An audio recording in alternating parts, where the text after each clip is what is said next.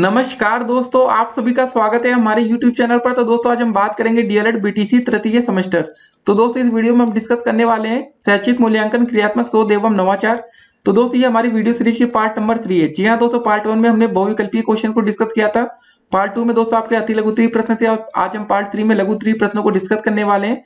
और दोस्तों पेपर की दृष्टि से जितने भी महत्वपूर्ण प्रश्न होंगे सभी प्रश्न इस वीडियो में हम डिस्कस करेंगे। अगर अभी तक आप लोग हमारे चैनल पर नए हो तो पहले चैनल को सब्सक्राइब कर लीजिएगा, जिससे आने वाली वीडियो की हर एक नोटिफिकेशन आपको सबसे पहले मिले। और नोटिफिकेशन बेल को दोस्तों जरूर ऑन कर दीजिएगा। जी हाँ दोस्तों, इस वीडियो को अधिक से अधिक अपने दोस्तों के साथ व्हाट्सएप ग्रुप में शेयर भी कर दीजिए। तो चलिए वीडियो को शुरू करते हैं। तो दोस्तों चलिए शुरू करते हैं आज के लघु उत्तरीय प्रश्नों को। तो सबसे पहला प्रश्न क्या रहा कि शैक्षिक मूल्यांकन एवं मापन की अवधारणा को स्पष्ट कीजिए। देखिए दोस्तों, यह प्रश्न आपका 2 बार पूछा जा चुका है और 3 बार। देखिए, मूल्यांकन की अवधारणा को स्पष्ट कीजिए, ऐसे भी प्रश्न पेपर में आ सकता है। तो इसका उत्तर देखते हैं कि मूल्यांकन शैक्षिक प्रक्रिया का एक अभिन्न अंग है।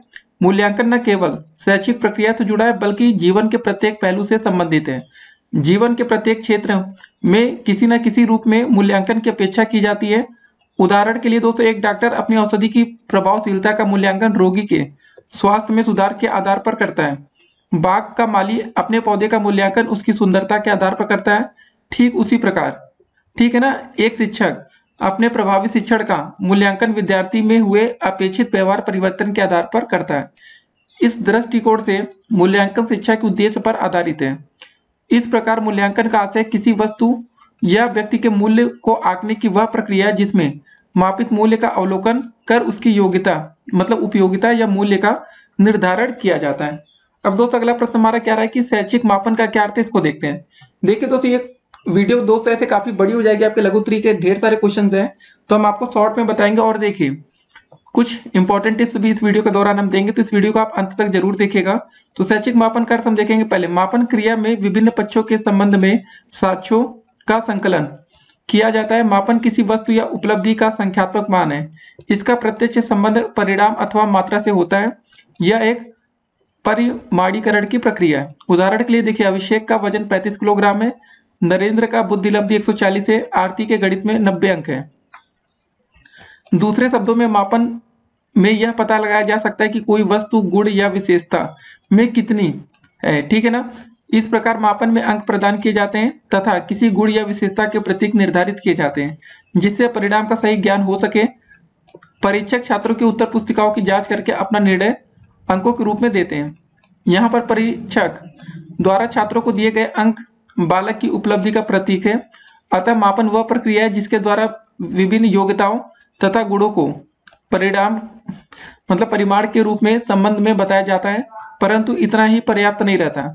अध्यापक को यह भी ध्यान रखना चाहिए कि मापन द्वारा प्राप्त अंकों का स्तर क्या है, अर्थात छात्रों के प्राप्तांक कितने अच्छे हैं, इसका निर्धारण करना मूल्यांकन के अंतर्गत आता है। अब दोस्तों अगला एक इंपॉर्टेंट क्वेश्चन कि मूल्यांकन का आखिर जो उद्देश्य क्या होता है, मूल्यांकन का उद्देश्य क्या है।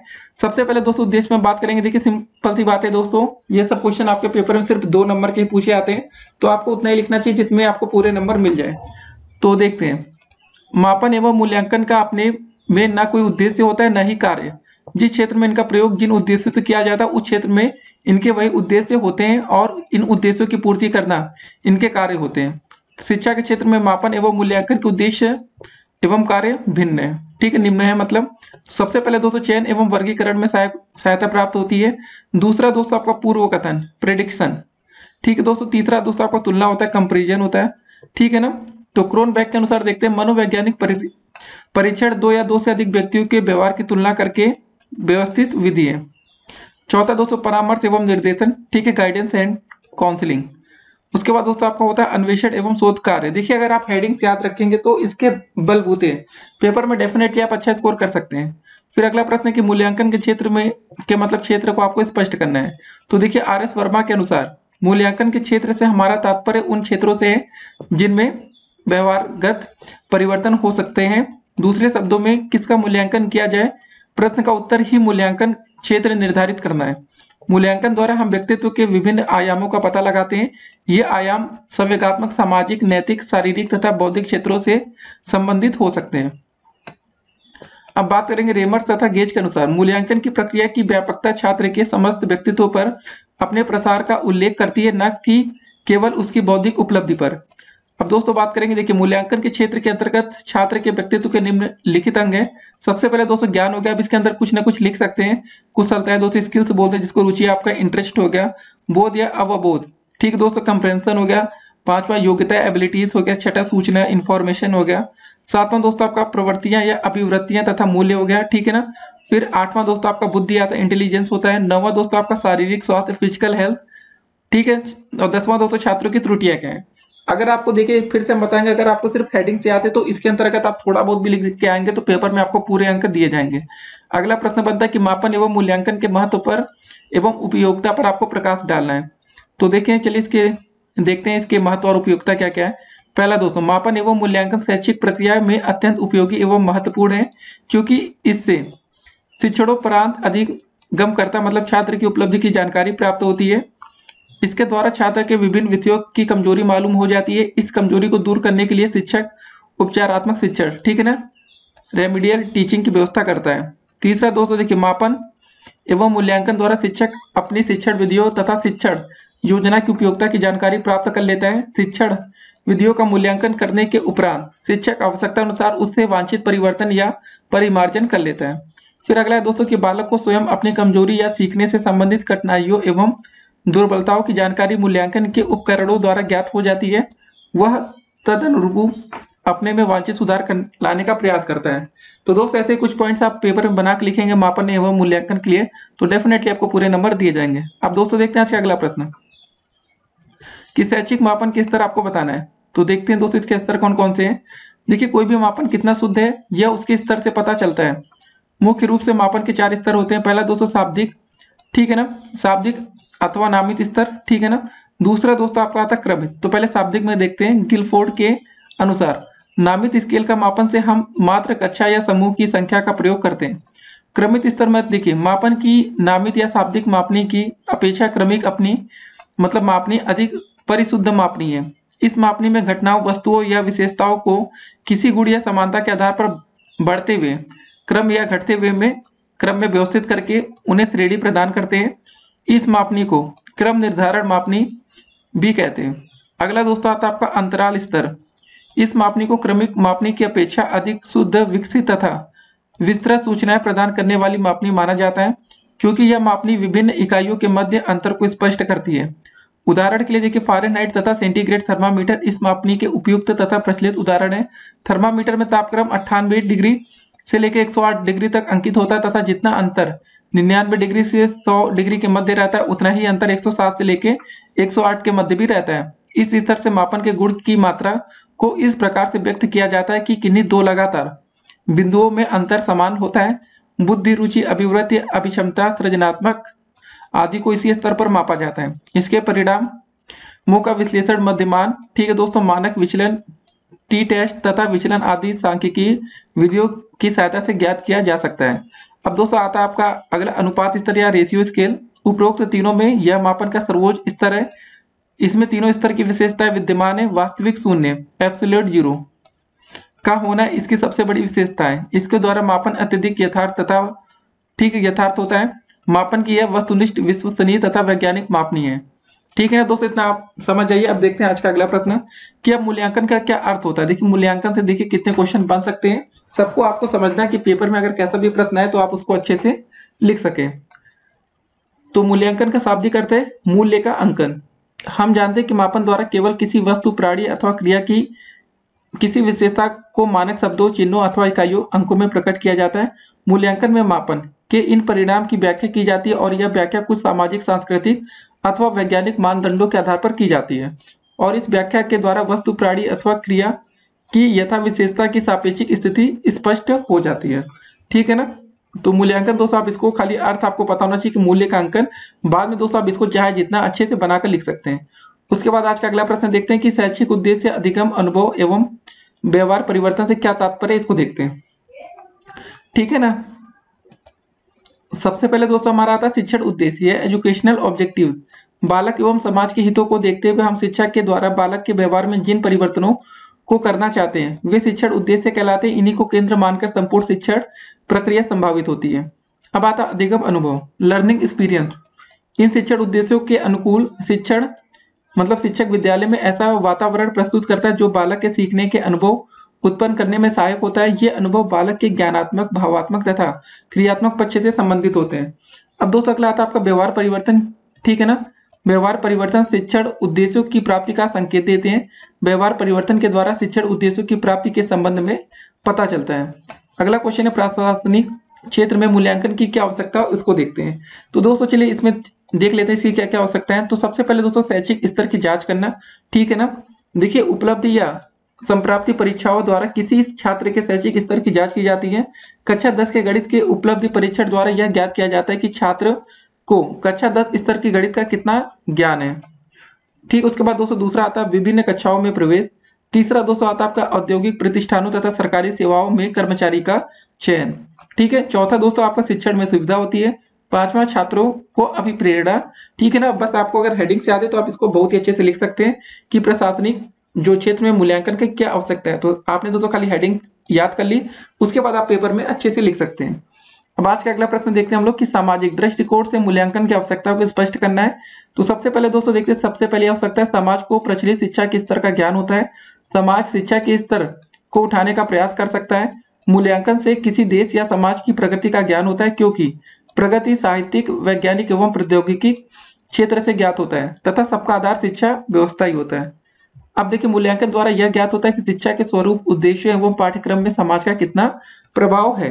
अब अगला प्रश्न देखते हैं हम लोग कि छात्रों के लिए मूल्यांकन की आवश्यकता क्या है। तो पहला दोस्तों छात्रों को अपनी अच्छाई व कमियों का ज्ञान हो जाता है, ठीक है ना। छात्रों को यह ज्ञात हो जाता है कि उसकी योग्यता में कैसा सुधार हो रहा है। छात्र में समय, तत्परता के गुण का विकास होता है। छात्र को अपनी प्रगति की जानकारी हो जाती है। ऐसे आप बनाकर लिख सकते हैं। अगला प्रश्न है कि परीक्षण एवं मापन का आपको अंतर स्पष्ट करना। 2 बार पेपर में आया क्वेश्चन। तो सबसे पहले देखते हैं सीबी गुड के अनुसार परीक्षण एक व्यापक शब्द है। यह शिक्षालय द्वारा विद्यालय पद्धति में मूल्यांकन करने वाली प्रक्रियाओं को क्रम से लागू करने वाली किसी सुसंगठित योजना की ओर संकेत करता है। इसमें परीक्षाओं प्रमुख तौर पर वस्तुनिष्ठ परीक्षाओं का चयन, प्रशासन, अंकन तथा व्याख्या सम्मिलित रहती है। परीक्षण वह वस्तुनिष्ठ एवं मानवीकृत साधन है जिसके द्वारा संपूर्ण मानव व्यवहार के विभिन्न पक्षों, योग्यताओं, उपलब्धियां, क्षमताएं, रुचि एवं व्यक्तित्व संबंधी विशेषताओं का मात्रात्मक एवं गुणात्मक अध्ययन किया जाता है। अब देखिए दोस्तों आपका जो परीक्षण हो गया एक तरफ, दूसरी तरफ हो गया आपका मापन या मेजरमेंट। परीक्षण में देखिए जबकि परीक्षण के माध्यम से व्यक्ति विशेष के विषय में ज्ञान किया जाता है। दूसरा, मापन में किसी सामान्य प्रश्न का उत्तर देने का प्रयास किया जाता है। परीक्षण का क्षेत्र संकुचित होता है। मापन का प्रयोग व्यापक रूप से विभिन्न मनोवैज्ञानिक शोध कार्यों में किया जाता है। जबकि परीक्षण का संबंध मानसिक तथा मनोवैज्ञानिक गुणों से होता है। मापन का संबंध केवल भौतिक गुणों से होता है। परीक्षण का प्रयोग स्वयं उपकरण के रूप में किया जाता है। मापन में भौतिक एवं मानसिक दोनों प्रकार के उपकरणों की आवश्यकता होती है। परीक्षण में विभिन्न प्रकार के पदों को मानवीकृत करके प्रयोग में लाया जाता है। मापन में वस्तुओं को नियमानुसार संख्यात्मक रूप प्रदान कर परिभाषित किया जाता है। तो दोस्तों अगला क्वेश्चन क्या रहा हमारा कि मापन एवं मूल्यांकन में हमें अंतर स्पष्ट करना है। तो चलिए दोस्तों देखते हैं। पहला अंतर क्या है आपका कि मापन का क्षेत्र संकुचित है, मूल्यांकन का क्षेत्र दोस्तों यहाँ पर व्यापक है, ठीक है दोस्तों। दूसरा मतलब अंतर क्या होगा कि मापन एक सामान्य या नॉर्मल शब्द है, मूल्यांकन एक तकनीकी या टेक्नोलॉजिकल शब्द है। मापन एक साधन है, मूल्यांकन अपने आप में एक साध्य है। मापन किसी भी छात्र के संबंध में स्पष्ट धारणा व्यक्त नहीं करता है। मूल्यांकन की बात किसी भी छात्र के संबंध में स्पष्ट धारणा बनाई जा सकती है। पांचवा, मापन का कार्य साक्ष्यों का एकत्रीकरण है। मूल्यांकन का कार्य साक्ष्यों के आधार पर निष्कर्ष निकालना है। छठा दोस्तों पॉइंट होगा कि मापन में अधिक धन एवं श्रम की आवश्यकता नहीं होती है। मूल्यांकन के लिए अधिक धन एवं श्रम की आवश्यकता होती है। देखिए 6 पॉइंट्स काफी होंगे। फिर अगला क्वेश्चन हमारा क्या रहा कि सतत एवं व्यापक मूल्यांकन की अवधारणा को स्पष्ट करते हुए इनका महत्व बताना है। यह दोस्तों ऐसे क्वेश्चन आ सकता है, सतत एवं व्यापक मूल्यांकन का क्या आशय है, यह दोस्तों आप इसका वर्णन करिए। देखिए दोस्तों ये क्वेश्चन 3 बार आ चुका है, 3 तरह से पूछा गया है। तो सतत मूल्यांकन क्या होता है इसको देखते हैं। कक्षोन्नति का प्रमुख साधन या वार्षिक परीक्षा तथा उसके परिणाम से होते हैं। इस प्रथा से सभी भली-भांति परिचित हैं। संपूर्ण संकुल संकल्पना के कार्यक्रम अंतर्निहित तथा मूल्यांकन इस समस्या का प्रमुख समाधान है। सतत मूल्यांकन के माध्यम से बालक की योग्यता तथा अयोग्यता के बारे में नियमित रूप से उपयोगी तथ्यों का संकलन संभव हो सकेगा। इन तथ्यों के आधार पर ऐसे उपचारात्मक शिक्षण यंत्र तथा समृद्ध शिक्षण के रूप में किया जा सकेगा जिससे कि बालकों के व्यक्तित्व के विभिन्न पहलुओं का अधिकतम विकास किया जा सके और शिक्षा के लक्ष्यों को प्राप्त किया जा सके। इस फीडबैक से न केवल विद्यार्थियों को मापन, वर्गीकरण एवं प्रमाणीकरण में सहायता मिलेगी, अपितु उसकी कार्य कुशलता एवं सफलता के बारे के स्तर में सुधारने की तथा इस प्रकार के रचनात्मक मूल्यांकन के द्वारा उसके अधिकतम विकास की व्यवस्था को सक्षम भी बनाया जा सकेगा। ठीक है ना दोस्तों, देखिए इस प्रकार के सतत मूल्यांकन के परिणाम हमें शीघ्र प्राप्त होंगे और सतत व्यापक मूल्यांकन स्वयं लक्ष्य न होकर लक्ष्य प्राप्त करने का साधन है। विद्यार्थी परीक्षा के भय से मुक्त हो सकेंगे तथा सहज भाव से मूल्यांकन के लिए तत्पर रहेंगे। अब व्यापक मूल्यांकन क्या है, इसको देखते हैं। शिक्षा जीवन पर्यंत चलने वाली प्रक्रिया है जो मानव जीवन के सभी पक्षों को प्रभावित करती है। बालक के अधिगम को किसी न किसी रूप में प्रभावित करने वाले स्थूल, सूक्ष्म, प्रत्यक्ष, अप्रत्यक्ष, ज्ञात, अज्ञात अनेकों पक्ष हैं जिनका मूल्यांकन करना व्यापक मूल्यांकन कहलाता है। ठीक है ना। अब अगला प्रश्न देखते हैं, मूल्यांकन के विभिन्न पक्षों का हमें उल्लेख करना है। तो दोस्तों देखिए इसके कौन कौन से पक्ष हो सकते हैं। पहला दोस्तों आता है आपका संज्ञानात्मक पक्ष, जिसमें दोस्तों आपका आता है ज्ञान, बोध, प्रयोग, विश्लेषण, संश्लेषण और मूल्यांकन। ठीक है दोस्तों, अब इसको ऐसे बनाकर आप लिख सकते हैं। फिर दोस्तों दूसरा पक्ष आता है जिसको हम बोलते हैं भावात्मक पक्ष। फिर दोस्तों तीसरा आता है आपका कौशलनात्मक पक्ष। देखिए भावात्मक में आपका क्या क्या आता है, इसको देखिए दोस्तों। आप लोग क्या होता है कि अगर आप बनाकर लिखना सीख जाएंगे तभी आप पेपर में एक अच्छा स्कोर कर सकते हैं, नहीं तो आपके ये लघु त्रिक प्रश्न पेपर में 2-2 नंबर के पूछे जाते हैं। तो थोड़ी बहुत चीजें आपको सीखनी पड़ेगी। थोड़ा सा दोस्तों चलिए इसको डिफाइन कर देते हैं। देखिए भावात्मक पक्ष का वर्गीकरण क्राथवल, ब्लूम तथा मासिया ने 1964 में किया था। इसमें वे सभी शैक्षिक उद्देश्य निहित होते हैं जिनका संबंध बालक की रुचि, अभिरुचि तथा संवेगों से हो। ब्लूम का कहना है कि शैक्षिक उद्देश्यों के वर्गीकरण में भावात्मक पक्ष का बहुत ही अधिक महत्व है। जब बालक के अंदर किसी नई रुचि का जन्म होता है तब उसके द्वारा सीखे गए व्यवहार के साथ प्रिय या अप्रिय भाव दृष्टिगोचर होते हैं, तो यह परिवर्तन उसके भावात्मक पक्ष से संबंधित माना जाता है। हम उस चीज को दोस्तों ज्यादा अच्छी तरह से सीखते हैं जिसमें हमारी रुचि होती है, जिसमें हमारा इंटरेस्ट होता है। मनोवृत्तियां, संवेग, रुचियां हमारे व्यक्तित्व की कसौटियां हैं। इसे टैक्सोनॉमी के अंतर्गत शिक्षा के उद्देश्य को 5 वर्गों में विभाजित किया गया दोस्तों। पहला आता है आपका आग्रहण, अनुक्रिया करना, अनुमूल्यन, व्यवस्थापन और चारित्रीकरण। फिर दोस्तों आता है आपका कौशलात्मक पक्ष। देखिए क्षेत्र की टैक्सोनॉमी में शारीरिक एवं क्रियात्मक कौशलों पर बल दिया गया है। इस क्षेत्र की टैक्सोनॉमी अभी ज्यादा विकसित नहीं हुई है। सिम्पसन और क्लीवर ने इस पक्ष को वर्गीकृत करने का प्रयत्न किया है। देखिए दोस्तों मनोक्रियात्मक पक्ष को 5 वर्गों में बांटा गया। पहला आपका आता है उत्तेजना या उद्दीपक, गत्यात्मक क्रिया या कार्यवाही, नियंत्रण, सामंजस्य और स्वाभिकरण। फिर दोस्तों अगला क्वेश्चन, डॉक्टर BS ब्लूम ने शैक्षिक उद्देश्यों को कितने पक्ष बताए, इसको देखते हैं। तो दोस्तों देखिए 1956 में डॉक्टर BS ब्लूम ने अपनी पुस्तक शैक्षिक उद्देश्यों का वर्गीकरण में शैक्षिक उद्देश्यों के अग्र 3 पक्ष बताए हैं। पहला दोस्तों आपका आता है ज्ञानात्मक पक्ष, भावात्मक पक्ष और क्रियात्मक पक्ष। अगला प्रश्न क्या रहा, दक्षता आधारित मूल्यांकन से क्या आता है, इसको देखते हैं। देखिए दक्षता आधारित मूल्यांकन का अर्थ शिक्षार्थियों की दक्षता पर आधारित न्यूनतम अधिगम आकलन विश्लेषण करना, जिससे शिक्षार्थियों की दक्षता एवं ग्राह्यता को सुनिश्चित किया जा सके। जैसे प्राथमिक स्तर की कक्षाओं में छात्रों को कक्षा 1 से लेके 100 तक की गिनतियों का अभ्यास कराते हैं, उन छात्रों में निम्नलिखित दक्षताएं देखी जा सकती हैं। पहला दोस्तों आपका आता है संख्याओं की पहचान करना, संख्याओं की धारणा, संख्याओं को लिखने का निश्चित क्रम। ठीक है ना। फिर अगला प्रश्न देखते हैं, सतत मूल्यांकन की कार्य प्रणाली तथा सोपान का हमें यहाँ पर वर्णन करना है।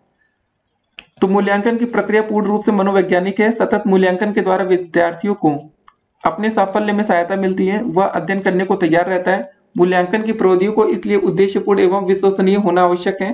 सतत मूल्यांकन के लिए जो भी विधि अपनाई जाए वह पूर्ण रूप से स्पष्ट होनी चाहिए। उसका प्रमुख आधार मापन की क्रिया होनी चाहिए। अब दोस्तों जरा इसके सोपानों का हम प्रयोग देखते हैं कौन कौन से। पहला दोस्तों होगा आपका उद्देश्यों की व्याख्या, दूसरा है परिस्थिति का ज्ञान होना चाहिए, तीसरा दोस्तों आपका प्रविधि का प्रयोग हो, चौथा दोस्तों मूल्यांकन की प्रविधियों का चयन करना चाहिए, पांचवा है आपका निष्कर्ष निकालना। फिर छठा दोस्तों आप इसमें भविष्यवाणी कर सकते हैं, प्रदत्तों का विश्लेषण कर सकते हैं। आठवां दोस्तों आपका आता है प्राप्त साक्ष्यों का विवेचन। देखिए जितने पॉइंट्स आपको याद होते जाएंगे उतना ही अच्छा आप पेपर में लिख सकते हैं। अगला प्रश्न क्या रहा, व्यापक मूल्यांकन से क्या आशय है। व्यापक मूल्यांकन का आशय व्यक्तित्व के सभी पक्षों के मूल्यांकन से, अर्थात हमें केवल अकादमिक प्रगति को ही नहीं देखना वरन बच्चे के नैतिक, सामाजिक, शारीरिक, भावात्मक विकास की भी जानकारी प्राप्त करना है। लिखित परीक्षाओं में हम केवल संज्ञानात्मक पक्ष का मूल्यांकन कर पाते हैं परंतु भावात्मक पक्ष का मूल्यांकन इनसे संभव नहीं होता है। मूल्यांकन की जिस विधि में बच्चों के संज्ञानात्मक और संज्ञान सहगामी सभी गुणों को शामिल किया जाए वह यही मूल्यांकन का व्यापक मूल्यांकन होगा। अगला प्रश्न क्या रहा, रचनात्मक मूल्यांकन क्या आवश्यक है, इसको स्पष्ट करना है। देखिए आपका रचनात्मक मूल्यांकन अल्पकालिक निर्णयों को लेने में सहायक होता है, जबकि योगात्मक मूल्यांकन दीर्घकालीन निर्णयों को लेने में सहायक होता है। उदाहरण के लिए दोस्तों, रचनात्मक मूल्यांकन में अध्यापक कक्षा में शिक्षण करते समय शिक्षण प्रश्नों को पूछकर छात्रों के विषय में जानकारी प्राप्त करता है तथा तदनुरूप अपनी शिक्षण शैली में तुरंत परिवर्तन कर लेता है। योगात्मक मूल्यांकन में छात्रों के समग्र मूल्यांकन के आधार पर उन्हें अगली कक्षा में प्रोन्नति प्रदान करके ठीक है ना करने संबंधी दीर्घकालिक निर्णय लिए जाते हैं। तो दोस्तों आप ऐसे लिख सकते हैं रचनात्मक में, ठीक है ना। उसके बाद अगला क्वेश्चन देखते हैं हम लोग, थोड़ा सा और दोस्तों देख लेते हैं। देखिए, डेनियल स्टूफल बीम ने रचनात्मक एवं योगात्मक मूल्यांकन में भेद स्पष्ट करने का प्रयास किया है। उसने रचनात्मक मूल्यांकन को पूर्व क्रिया अवस्था या दोस्तों प्री एक्टिव स्टेज में निर्णय लेने के लिए आवश्यक बताया, जबकि योगात्मक मूल्यांकन को जवाबदेही के लिए मूल्यांकन की संज्ञा दी है। ठीक है ना। अगला क्वेश्चन देखते हैं हम, आकलित मूल्यांकन क्या होता है दोस्तों, ठीक है ना। आकलित क्वेश्चन दोस्तों डीएलएड 2018 में आ चुका है। तो आपका जो आकलित मूल्यांकन का अर्थ प्राय योगात्मक मूल्यांकन के संदर्भ में लिया जाता है, क्योंकि अंग्रेजी शब्द ठीक है ना समेशन का अर्थ योग से भी होता है। समेटिव शब्द का संबंध समेशन शब्द से है, अतः इसको योगात्मक मूल्यांकन के नाम से भी जाना जाता है। देखिए, योगात्मक मूल्यांकन का अर्थ किसी पूर्व विकसित शैक्षिक कार्यक्रम, पाठ्यक्रम, शिक्षण विधि, शिक्षण सामग्री की उपयुक्तता की जांच करना है। इससे स्वीकृत शैक्षिक कार्यक्रमों, शिक्षा विधियों आदि को जारी रखने के संबंध में निर्णय लिया जा सकता है। उदाहरण के लिए दोस्तों, माना कि हाई स्कूल कक्षा के छात्रों के लिए विज्ञान की पुस्तक का चयन करना है, तो इसके लिए हाई स्कूल के विज्ञान पाठ्यक्रम पर लिखी ऐसी सभी पुस्तक का मूल्यांकन करना होगा। इन पुस्तकों में से उसी पुस्तक का चयन किया जाएगा जो शैक्षणिक उद्देश्य तथा पाठ्यक्रम आदि की दृष्टि से सर्वश्रेष्ठ होगी। अब दोस्तों देखते हैं आज का अगला प्रश्न, संरचनात्मक मूल्यांकन दोस्तों, ठीक है। इसका क्या तात्पर्य, इसको देखते हैं। तो संरचनात्मक मूल्यांकन से तात्पर्य ऐसे शिक्षक मतलब शैक्षिक कार्यक्रम या शिक्षण विधि, पाठ्य वस्तु, शिक्षण सामग्री आदि से जिसके आधार पर सुधार करना संभव होता है। दूसरे शब्दों में, संरचनात्मक मूल्यांकन के अंतर्गत शिक्षक अपने शैक्षिक कार्यक्रम, शिक्षण विधि आदि की गुणवत्ता, प्रभावकारिता तथा उपयोगिता का आकलन इसलिए करता है कि उस शैक्षिक कार्यक्रम, शिक्षण विधि की ओर अधिक उत्तम, प्रभावशाली तथा उपयोगी बनाया जा सके। इससे यह भी स्पष्ट होता है कि संरचनात्मक मूल्यांकन इसलिए करना आवश्यक है जिससे कि किसी निर्माणाधीन शैक्षिक कार्यक्रम, शिक्षण प्रविधि को अंतिम रूप देने से पूर्व उसमें आवश्यक संशोधन या परिमार्जन किया जा सके। ठीक है। अब दोस्तों देखते हैं आज का अगला प्रश्न,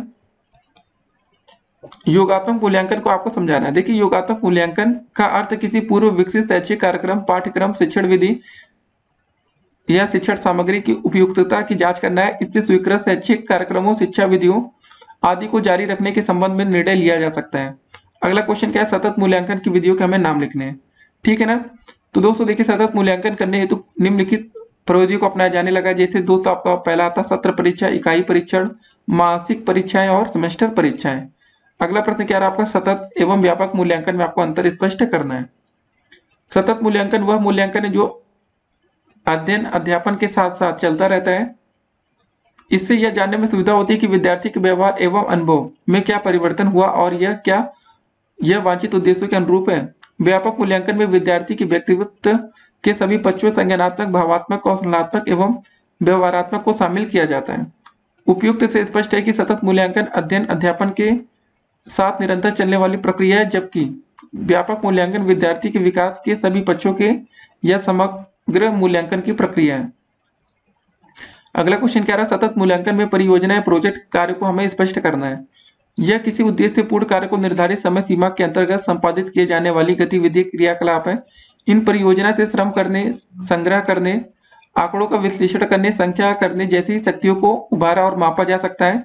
परियोजना निर्माण को विद्यालय के आसपास के क्षेत्र में से संबंधित रखना होगा। समूह परियोजना बनवाने से बच्चों का परस्पर सहयोग, अनुभाग बांटने एवं एक दूसरे से जानकारी हासिल करने जैसी शक्तियों का आकलन कर सकते हैं तथा प्रजातांत्रिक मूल्यों की स्थापना भी सक्रिय रूप से कर सकते हैं।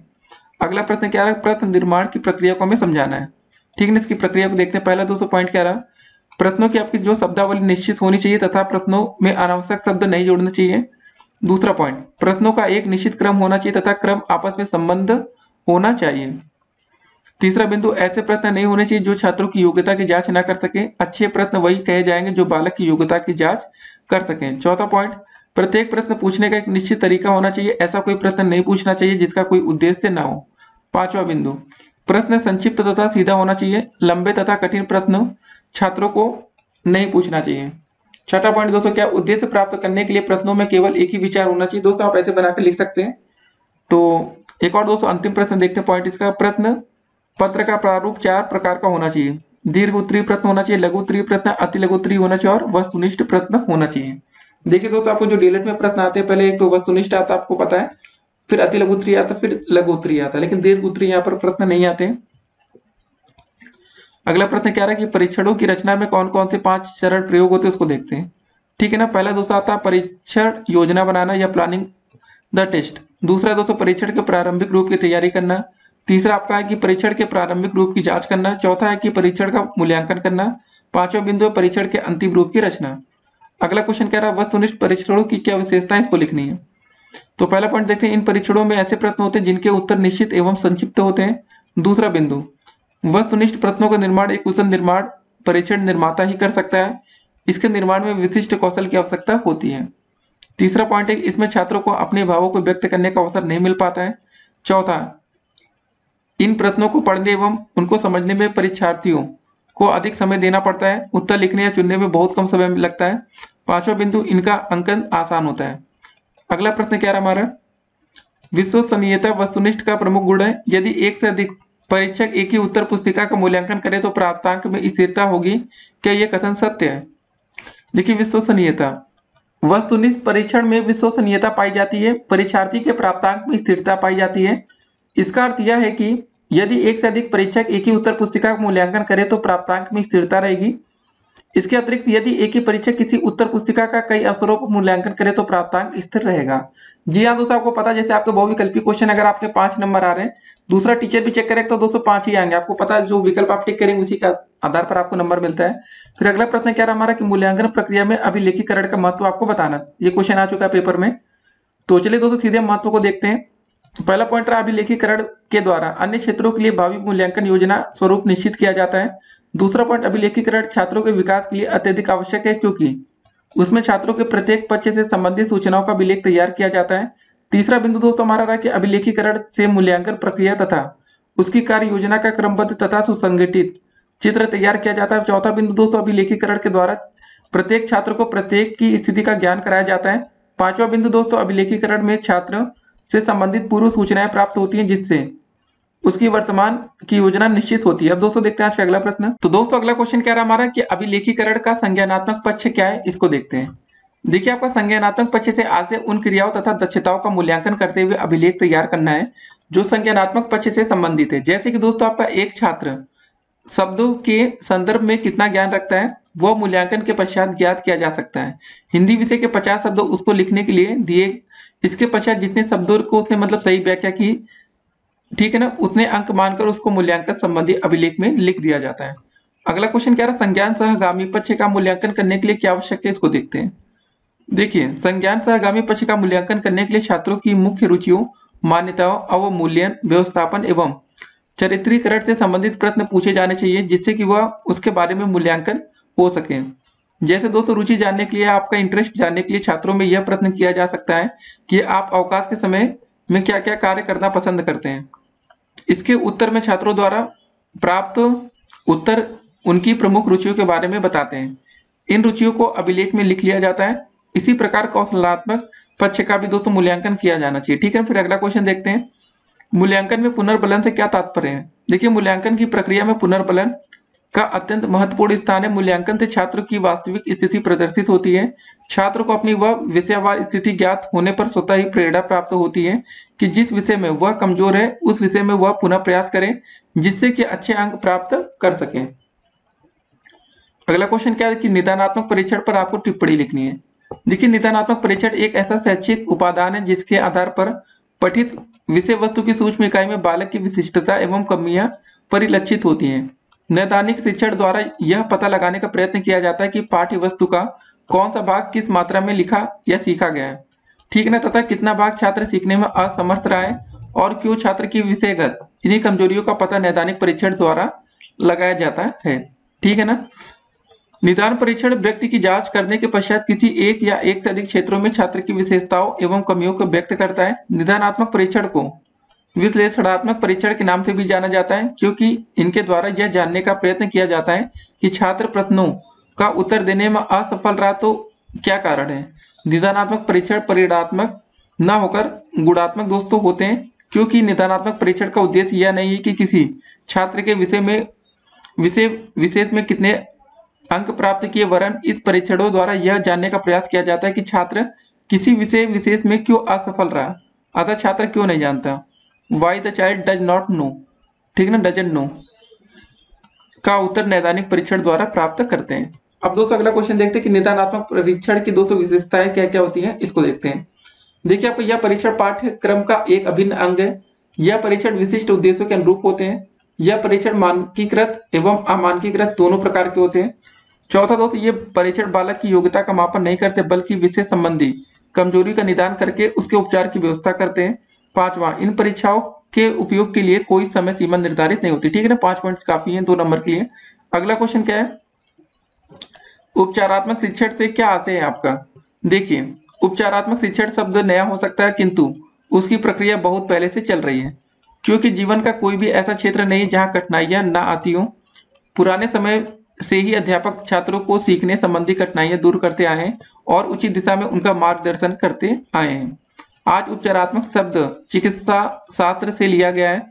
जिस प्रकार कोई चिकित्सक लोगों की बीमारियों का उपचार करके उन्हें स्वस्थ करने का प्रयास करता है, उसी प्रकार एक अध्यापक विद्यार्थी के अधिगम संबंधी त्रुटियों को दूर करके उसके अर्जित ज्ञान को उचित दिशा प्रदान करता है। अगला क्वेश्चन क्या है, उत्तम परीक्षण से क्या समझते हैं। यह दोस्तों आपको इसकी विशेषताएं लिखने को आ सकता है, ठीक है ना। अब देखिए इसका आंसर हम कैसे करेंगे। किसी वस्तु को इसलिए अच्छा कहा जाता है कि उसमें सभी अच्छे गुण होते हैं। कहने का तात्पर्य यह है कि किसी वस्तु को अच्छा या खराब उसके मान्य गुणों या कसौटियों के आधार पर ही कहा जा सकता है। इसी प्रकार किसी शैक्षिक और मनोवैज्ञानिक परीक्षण की उत्तमता का निश्चय उसकी मान्य कसौटी और गुणों के आधार पर हम किया जा सकता है। एक अच्छा परीक्षण उसे कहा जा सकता है जो उन आवश्यकताओं की पूर्ति करता है और उन उद्देश्यों को प्राप्त करता है जिनको ध्यान में रखकर उसकी रचना की गई है। संक्षेप में हम यह कह सकते हैं कि एक उत्तम परीक्षण आवश्यक रूप से प्रयोजनपूर्ण एवं प्रभावीकृत यंत्र है जो मानव व्यवहार की वस्तुनिष्ठता एवं व्यापकता के साथ मापन करता है। इस प्रकार अच्छे परीक्षण का प्रशासन एवं अंकन सरल होता है एवं ठीक ना। इन परीक्षणों की विश्वसनीयता, वैधता एवं मानक निश्चित होते हैं और जिनमें विभेदन करने की शक्ति या क्षमता विद्यमान होती है। अगला क्वेश्चन कह रहा है उत्तम परीक्षण की व्यवहारिक एवं तकनीकी कसौटियों की व्याख्या करना है। तो दोस्तों देखिए आप इसको हेडिंग्स याद रखेंगे। पहला होता है कि उद्देश्य पूर्णता। जी हाँ दोस्तों, जब आपको हेडिंग्स याद रहती है तो आप उसको बनाकर बहुत ही अच्छे से एक्सप्लेन कर सकते हैं। दूसरा दोस्तों आता है आपका व्यापकता में लिख सकते हैं। फिर तीसरा आपका आता है समय एवं कीमत क्या है इसकी। चौथा दोस्तों आपका आता है सुगमता, ठीक है ना। तो इसमें क्या क्या रहा था आपका, प्रशासन की सुगमता, फलांकन की सुगमता और व्याख्या की सुगमता।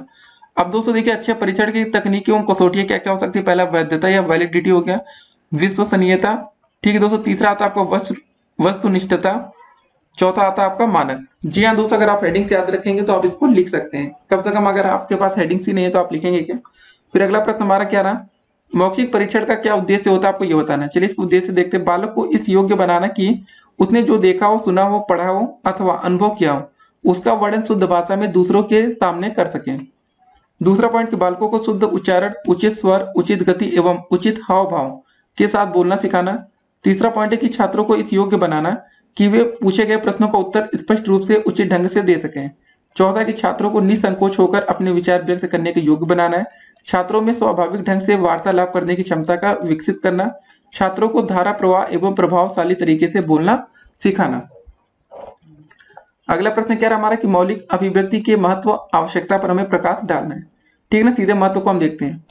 पहला पॉइंट क्या है आपका कि मौखिक भाषा ही अभिव्यक्ति का सहज एवं सरलतम माध्यम है, ठीक है, माध्यम है। दूसरा दोस्तों कि मौखिक भाषा द्वारा ही मनुष्य अपने भावों को स्वाभाविक रूप से दूसरों के सामने व्यक्त कर सकता है। तीसरा पॉइंट है दोस्तों आपका कि मौखिक भाषा द्वारा कुशल व्यक्ति अपने वाणी से जादू जगा सकता है। चौथा पॉइंट है कि दैनिक जीवन के सभी क्रियाकलापों में मौखिक भाषा ही प्रयुक्त होती है।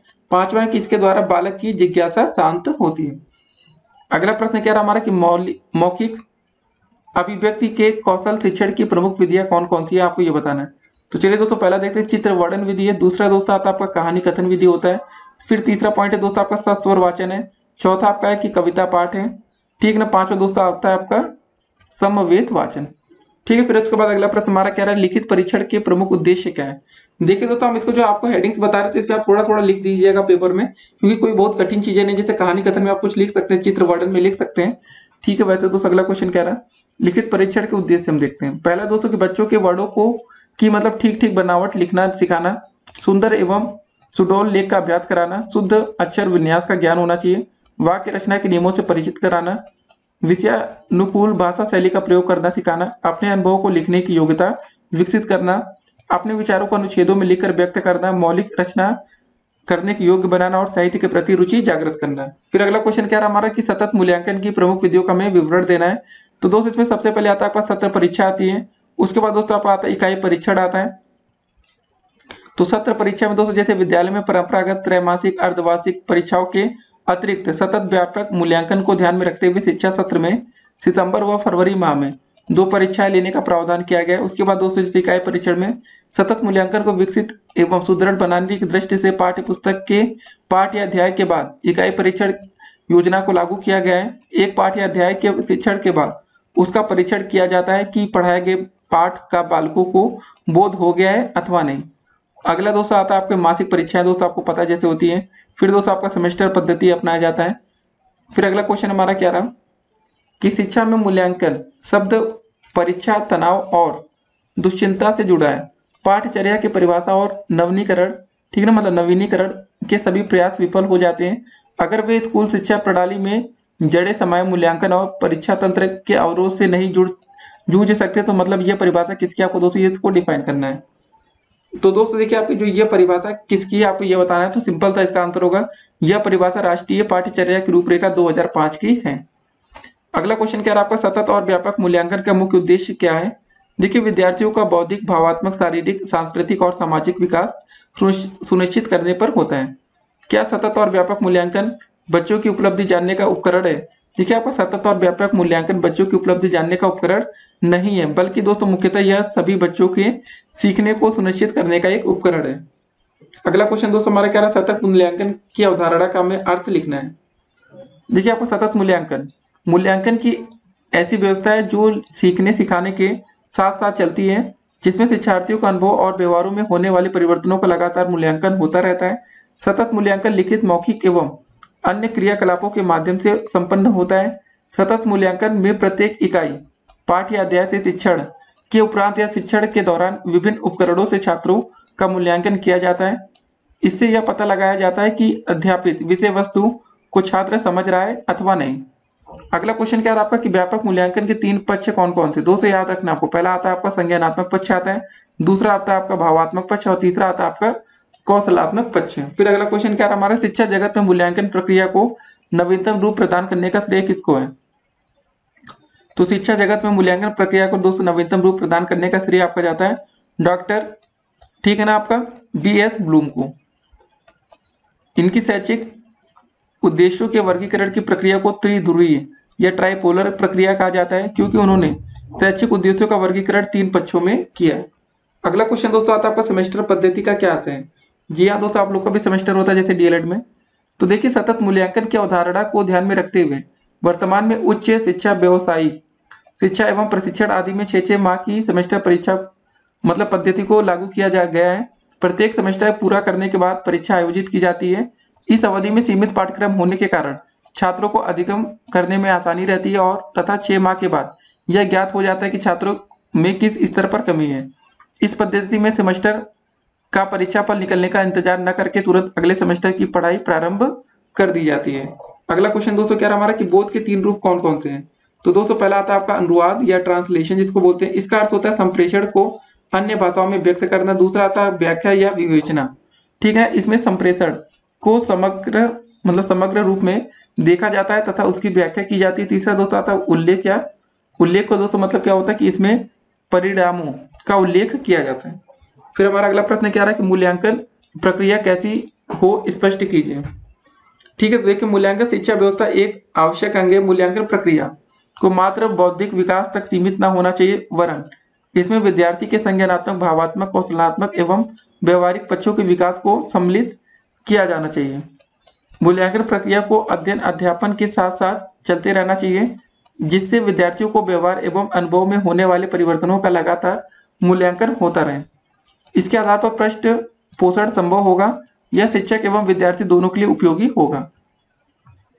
अगला प्रश्न क्या रहा, मूल्यांकन में ग्रेडिंग सिस्टम को आपको समझाना है। देखिए 2017 में क्वेश्चन आया भी है पेपर में।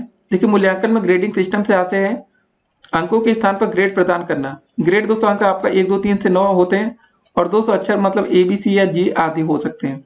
एक ग्रेड प्राप्तांक को के मतलब प्रतिशत को एक सीमा का परिचायक होता है। जैसे कि दोस्तों अगर आपका 1 या A आता है तो दोस्तों आप 90% से ऊपर प्राप्तांक का परिचायक होता है, ठीक है ना। तो दोस्तों उसमें मतलब 90% से अधिक प्राप्तांक वाले को 1 कहते हैं या A ग्रेड दिया जाता है। जहां दोस्तों देखिए अध्ययन के कई विषय या क्रियाएं हैं, जैसे प्रत्येक विषय एवं क्रिया में निर्धारित ग्रेड की प्रतिशत सीमा के अनुसार उसे ग्रेड दिया जाता है। आवश्यकता अनुसार प्राप्तांकों के समग्र योग को भी ग्रेड में व्यक्त कर सकते हैं। जी हाँ दोस्तों, जैसे नहीं होता कि आप टोटल ग्रेड आ जाता है first division, second division, third division, वैसे दोस्तों यहाँ ग्रेडिंग कर सकते हैं, A grade, B grade, C grade, ठीक है। बस ऐसे अगला क्वेश्चन अब हम लोग देखते हैं। मूल्यांकन मूल्य निर्धारण और मापन में आपस में संबंध की व्याख्या में करनी है। तो दोस्तों इसका अंतर कैसे करेंगे, देखिए मूल्यांकन मूल्य निर्धारण और मापन के संबंध को समझने के लिए सर्वप्रथम मापन का हमें अर्थ जानना चाहिए। मापन में किसी व्यक्ति या वस्तु के गुण अथवा विशेषता का गुणात्मक एवं मात्रात्मक वर्णन किया जाता है। मूल्य निर्धारण एवं मूल्यांकन में भी मापन किया जाता है, किंतु दोनों में दृष्टिकोण का अंतर है। मूल्य निर्धारण किसी संदर्भ विशेष में निर्धारित प्रक्रिया से उत्पन्न गुण अथवा विशेषता का मापन है, जबकि दोस्तों मूल्यांकन में मूल्य निर्धारण के साथ ही प्राप्त परिणाम के आधार पर निर्धारित प्रक्रिया में संशोधन एवं परिवर्धन करने की दृष्टि या पृष्ठ पोषण भी रहती है, जिससे संदर्भ के उद्देश्य को प्राप्त किया जा सके। इस प्रकार मूल्य निर्धारण उपयोगिता बताता है, जबकि मूल्यांकन वांछनीयता को बताता है। अगला क्वेश्चन कह रहा हमारा कि निबंधात्मक तथा वस्तुनिष्ठ परीक्षण में क्या मतलब अंतर को आपको स्पष्ट करना है। तो देखिए दोस्तों आपका निबंधात्मक एवं वस्तुनिष्ठ परीक्षण में अंतर इनमें प्रयोग किए जाने वाले प्रश्नों संबंधित, ठीक है, प्रश्नों मतलब निबंधात्मक एवं वस्तुनिष्ठ के संदर्भ में होता है। अतः इन दोनों परीक्षणों में अंतर निबंधात्मक एवं वस्तुनिष्ठ इन दोनों प्रकार के प्रश्नों में अंतर के आधार पर समझा जा सकता है। निबंधात्मक प्रश्नों में उत्तरदाता को उत्तर की स्वतः रचना करने और अपने शब्दों में उत्तर देने का अवसर रहता है। देखिए दोस्तों जो वस्तुनिष्ठ प्रश्नों में उत्तरदाता को दिए गए प्रश्न के उत्तर के विकल्प में से अपने उत्तर का चयन करना होता है। निबंधात्मक प्रश्नों की रचना सरल होती है और इसमें अंकन व्यक्तिनिष्ठ होता है। वस्तुनिष्ठ प्रश्नों की रचना कठिन होती है, किंतु इसमें अंकन दोस्तों क्या होता है आपका वस्तुनिष्ठ होता है। फिर हमारा अगला प्रश्न क्या रहा है कि अच्छे प्रश्नों की विशेषता क्या है, प्रश्न पूछते समय क्या क्या हमें सावधानियां रखनी चाहिए। देखिए दोस्तों ये क्वेश्चन 2 बार आ चुका है पेपर में। देखिए आपके अच्छे प्रश्नों की प्रमुख विशेषता निम्न है। प्रश्न की शब्दावली संक्षिप्त हो, उसकी भाषा पुस्तक की भाषा से अलग हो, वह विचारोत्तेजक हो, प्रश्न की दुविधा न उत्पन्न करे, प्रश्न विद्यार्थी के मानसिक विकास के अनुरूप होना चाहिए, उनमें क्रमबद्धता हो इत्यादि। कक्षा में प्रश्न पूछते समय निम्न सावधानियां रखनी चाहिए। प्रश्न कक्षा में एक बार प्रभावपूर्ण ढंग से प्रस्तुत करें, प्रश्न को बार बार दोहराना या तत्काल शब्दावली बदलकर प्रश्न नहीं करना चाहिए। शिक्षक का स्वर स्पष्ट और इतना ऊंचा हो कि पूरी कक्षा सुन सके। प्रश्न पूरी कक्षा से पूछे, फिर कुछ देर रुक कर किसी छात्र से उत्तर देने को कहा जाए। प्रश्न क्रमबद्ध ढंग से पूछे और इसमें व्यक्तिगत भिन्नता का ध्यान रखा जाए। एक प्रश्न का ठीक उत्तर मिल जाने के बाद अगला प्रश्न करें इत्यादि। फिर हमारा अगला प्रश्न क्या रहा, बालक के भावात्मक पक्ष का वर्गीकरण ब्लूम ने किस प्रकार किया, इसको दोस्तों में समझाना है। भावात्मक पक्ष मानव प्रकृति का दूसरा पर्यावरण मतलब महत्वपूर्ण पक्ष भावनाओं से संबंधित है, जिसके अंतर्गत रुचि, पसंदगी, नापसंदगी मतलब मूल्य एवं अभिवृत्ति सम्मिलित है। भावात्मक पक्ष सामान्यतः आग्रह ठीक से शुरू होकर चयनित घटनाओं द्वारा चरित्र जटिल लेकिन अंतःकरण विशेषताओं के निर्माण पर समाप्त होती है। देखिए भावात्मक उद्देश्य विद्यार्थी द्वारा अर्जित उनकी भावनाओं के प्रदर्शन से संबंधित होती है। इसके 5 चरण है। पहला दोस्त होता है आपका आग्रहण या ध्यान देना, दूसरा अनुक्रिया, तीसरा अनुमूल्यन, चौथा व्यवस्थापन और 5वां चारित्रीकरण। फिर अगला क्वेश्चन क्या हमारा, प्रतिमान संदर्भित तथा कसौटी संदर्भित परीक्षण में हमें क्या अंतर है दोस्तों, इसको देखना है। चलिए सीधे हम इसको अंतर को देखते हैं। कसौटी संदर्भित परीक्षण और प्रतिमान संबंधित परीक्षण। पहला दोस्तों पॉइंट है कि इसमें सीखने वाले छात्र की उपलब्धि का वांछित स्तर पहले से ही निश्चित कर लिया जाता है, जिसे हम कसौटी कहते हैं। इसका दोस्तों पहला पॉइंट है, इसमें उपलब्धि का प्रतिमान निश्चित किया जाता है जो जनसंख्या से चुने प्रतिदर्श के प्राप्तांक पर आधारित होता है। दूसरा पॉइंट दोस्तों, इसमें छात्र की उपलब्धि का वांछित स्तर विषय सामग्री के उद्देश्य के रूप में निर्धारित किया जाता है। दूसरा पॉइंट यहाँ पर है कि इसमें छात्र की उपलब्धि का स्तर मानक ही होता है जो प्रतिदर्श के प्राप्तांकों का औसत, प्रतिशत, प्रामाणिक विचलन, टी स्कोर आदि निकालने पर प्राप्त होता है। तीसरा बिंदु दोस्तों, कसौटी संदर्भित परीक्षण के प्रयोग से यह ज्ञात होता है कि अनुदेशन या शिक्षण के उद्देश्यों की प्राप्ति कहाँ तक हो सकी है। इसका अगला पॉइंट है दोस्तों, प्रतिमान संदर्भित परीक्षणों के प्रयोग से यह ज्ञात किया जाता है कि छात्र मानक से कितना ऊपर है या कितना नीचे। अगला पॉइंट दोस्तों क्या है कि इसमें उपलब्धि की कसौटी के सापेक्ष छात्र के प्राप्तांक की व्याख्या की जाती है। इस परीक्षण में मानक, ठीक है ना, या नॉर्म के सापेक्ष छात्र के प्राप्तांक की व्याख्या की जाती है। अगला बिंदु दोस्तों कि इसके लिए किसी छात्र मतलब अन्य छात्र या समूह से तुलना की आवश्यकता नहीं पड़ती है। इस परीक्षण में छात्र के प्राप्तांक के आधार पर इसकी समूह में स्थिति का ज्ञान होता है। इसमें अन्य छात्र या समूह से तुलना की जाती है। फिर दोस्तों अगला क्वेश्चन देखते हैं हम लोग कि मूल्यांकन की विशेषता में बतानी है। देखिए, मूल्यांकन एक व्यापक पद है। यह एक अनवरत चलने वाली प्रक्रिया है। मूल्यांकन का उद्देश्य केंद्रीय प्रक्रिया है। यह संपूर्ण शैक्षिक व्यवस्था का एक अभिन्न अंग है।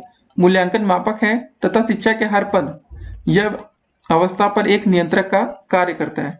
ठीक ना, मूल्यांकन स्वयं मूल्यांकन को उन्नत करता है। फिर हमारा अगला प्रश्न क्या रहा, वस्तुनिष्ठ प्रश्न के प्रकारों का हमें वर्णन करना है यहाँ पर। तो सबसे पहले दोस्तों इसके प्रकार में आता है पहचान पद, रिकॉग्निशन आइटम्स।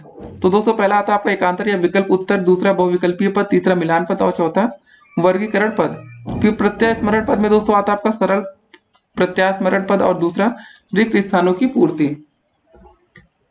अगला क्वेश्चन क्या रहा, मूल्यांकन में पुनर्बलन की आवश्यकता क्यों है, इसको समझाना है।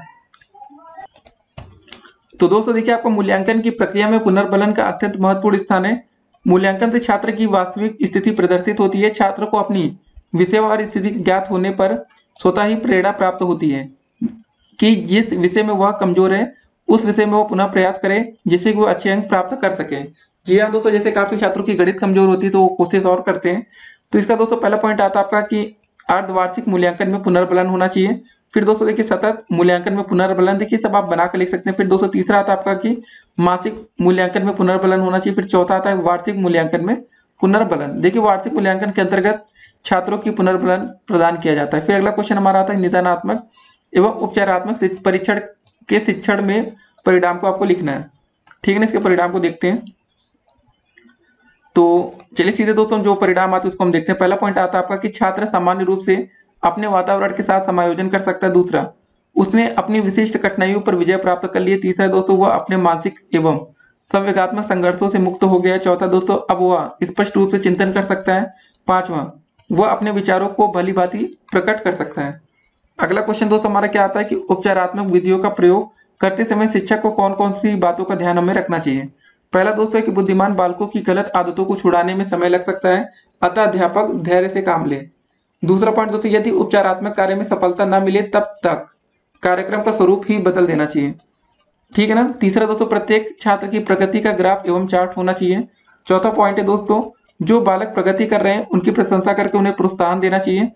पांचवा पॉइंट, कार्य में सजीवता लाने के लिए आकर्षण, सहायक सामग्री एवं प्रभावी शिक्षण विधि का हमें प्रयोग करना चाहिए। छठा पॉइंट दोस्तों, जैसे छात्र जिस विषय में कमजोर है उससे संबंधित साहित्य एवं पत्र पत्रिकाएं उन्हें पढ़ने के लिए दी जानी चाहिए। अगला क्वेश्चन क्या है कि छात्रों को त्रुटियां करने में मतलब त्रुटियां करने से कैसे रोका जा सकता है कि गलतियां वो ना करें। ठीक है ना। तो पहला पॉइंट दोस्तों आता है आपका कि विद्यालय के वातावरण में सुधार होना चाहिए। दूसरा, पाठ्यक्रम में संशोधन होना चाहिए। तीसरा दोस्तों आपका परीक्षा पद्धति में सुधार हो। चौथा आपका आता है अभियोग्यता परीक्षा का उचित निर्माण आदि। फिर हमारा अगला क्वेश्चन क्या रहा कि उपचारात्मक शिक्षण से आप क्या समझते हैं, इसको आपको बताना है। देखिए, उपचारात्मक शिक्षण शब्द नया हो सकता है किंतु उसकी प्रक्रिया बहुत पहले से ही चल रही है, क्योंकि जीवन का कोई ऐसा क्षेत्र नहीं जहाँ कठिनाइयां ना आती हो। पुराने समय से ही अध्यापक छात्रों को सिखाने संबंधित कठिनाइयों को दूर करते आए हैं और उचित दिशा से उनका मार्गदर्शन भी करते आए हैं। आज उपचारात्मक शब्द चिकित्सा शास्त्र से लिया गया है। जिस प्रकार कोई चिकित्सक लोगों की बीमारियों का उपचार करके उन्हें स्वस्थ करने का प्रयास करता है, उसी प्रकार एक अध्यापक विद्यार्थी के अधिगम संबंधित त्रुटियों को दूर करके उसके अर्जित ज्ञान को उचित दिशा प्रदान करता है। अगला क्वेश्चन क्या रहा, उपचारात्मक शिक्षण की परिभाषा तथा क्षेत्र में बताना है। तो दोस्तों यूकम एंड सिम्पसन, ठीक ना। उपचारात्मक शिक्षण उस विधि को खोजने की चेष्टा करता है जो छात्र को अपनी कुशलता या विचार की त्रुटियों को दूर करने में सफलता प्रदान करे। सिम्पसन जांच एवं ब्लेयर दोस्तों क्या है आपका उपचारात्मक शिक्षण संक्षेप में कहे तो श्रेष्ठ शिक्षण है जो छात्र को अपनी वास्तविक स्थिति का ज्ञान कराता है और उसे अपनी कमजोरियों के क्षेत्र में अधिक कुशलता की ओर अग्रसर करता है। अब इसके जरा हम क्षेत्र देखते हैं। पहला दोस्तों आपको वाचन हो गया, मतलब रीडिंग, लेखन राइटिंग हो गया दोस्तों, उच्चारण स्पेलिंग हो गया, और अंक गणित मतलब अरिथमेटिक। अगला क्वेश्चन क्या रहा, छात्र के जीवन में निदानात्मक तथा उपचारात्मक शिक्षण से क्या प्रभाव पड़ता है, इसको समझाना है। ठीक है ना। तो चिकित्सा शास्त्र या मेडिकल साइंस में जैसे चिकित्सा का परिणाम रोगी के रोग से मुक्त करके पूरी तरह स्वस्थ करना है, इसी प्रकार दोस्तों निदानात्मक एवं उपचारात्मक शिक्षण में भी है। ठीक है ना। तो चलिए दोस्तों इसके पॉइंट्स को हम देखते हैं। पहला पॉइंट क्या रहा आपका, छात्र सामान्य रूप से अपने वातावरण के साथ समायोजन कर सकता है, उसने अपनी विशिष्ट कठिनाइयों पर विजय प्राप्त कर ली है। तीसरा दोस्तों उसने अपने मानसिक एवं संवेगात्मक संघर्षों से मुक्त हो गया। चौथा, अब वह स्पष्ट रूप से चिंतन कर सकता है। पांचवा दोस्तों वो अपने विचारों को भली भांति प्रकट कर सकता है। देखिए आप इसको ऐसे बनाकर लिख सकते हैं। अब देखते हैं आज का अगला प्रश्न। तो दोस्तों अगला क्वेश्चन क्या रहा हमारा कि निदानात्मक परीक्षण का हमें अर्थ बताना है। ठीक है, तो इसका आंसर कैसे लिखेंगे कि निदानात्मक परीक्षण एक ऐसा शैक्षिक उपादान है जिसके आधार पर पठित विषय वस्तु की सूक्ष्म इकाई में बालक की विशिष्टता एवं कमियां परिलक्षित होती है। नैदानिक शिक्षण द्वारा यह पता लगाने का प्रयत्न किया जाता है कि पाठ्य वस्तु का कौन सा भाग किस मात्रा में सीखा गया है तथा कितना भाग छात्र सीखने में असमर्थ रहा है और क्यों छात्र की विषयगत इन्हीं कमजोरियों का पता नैदानिक परीक्षणों द्वारा लगाया जाता है।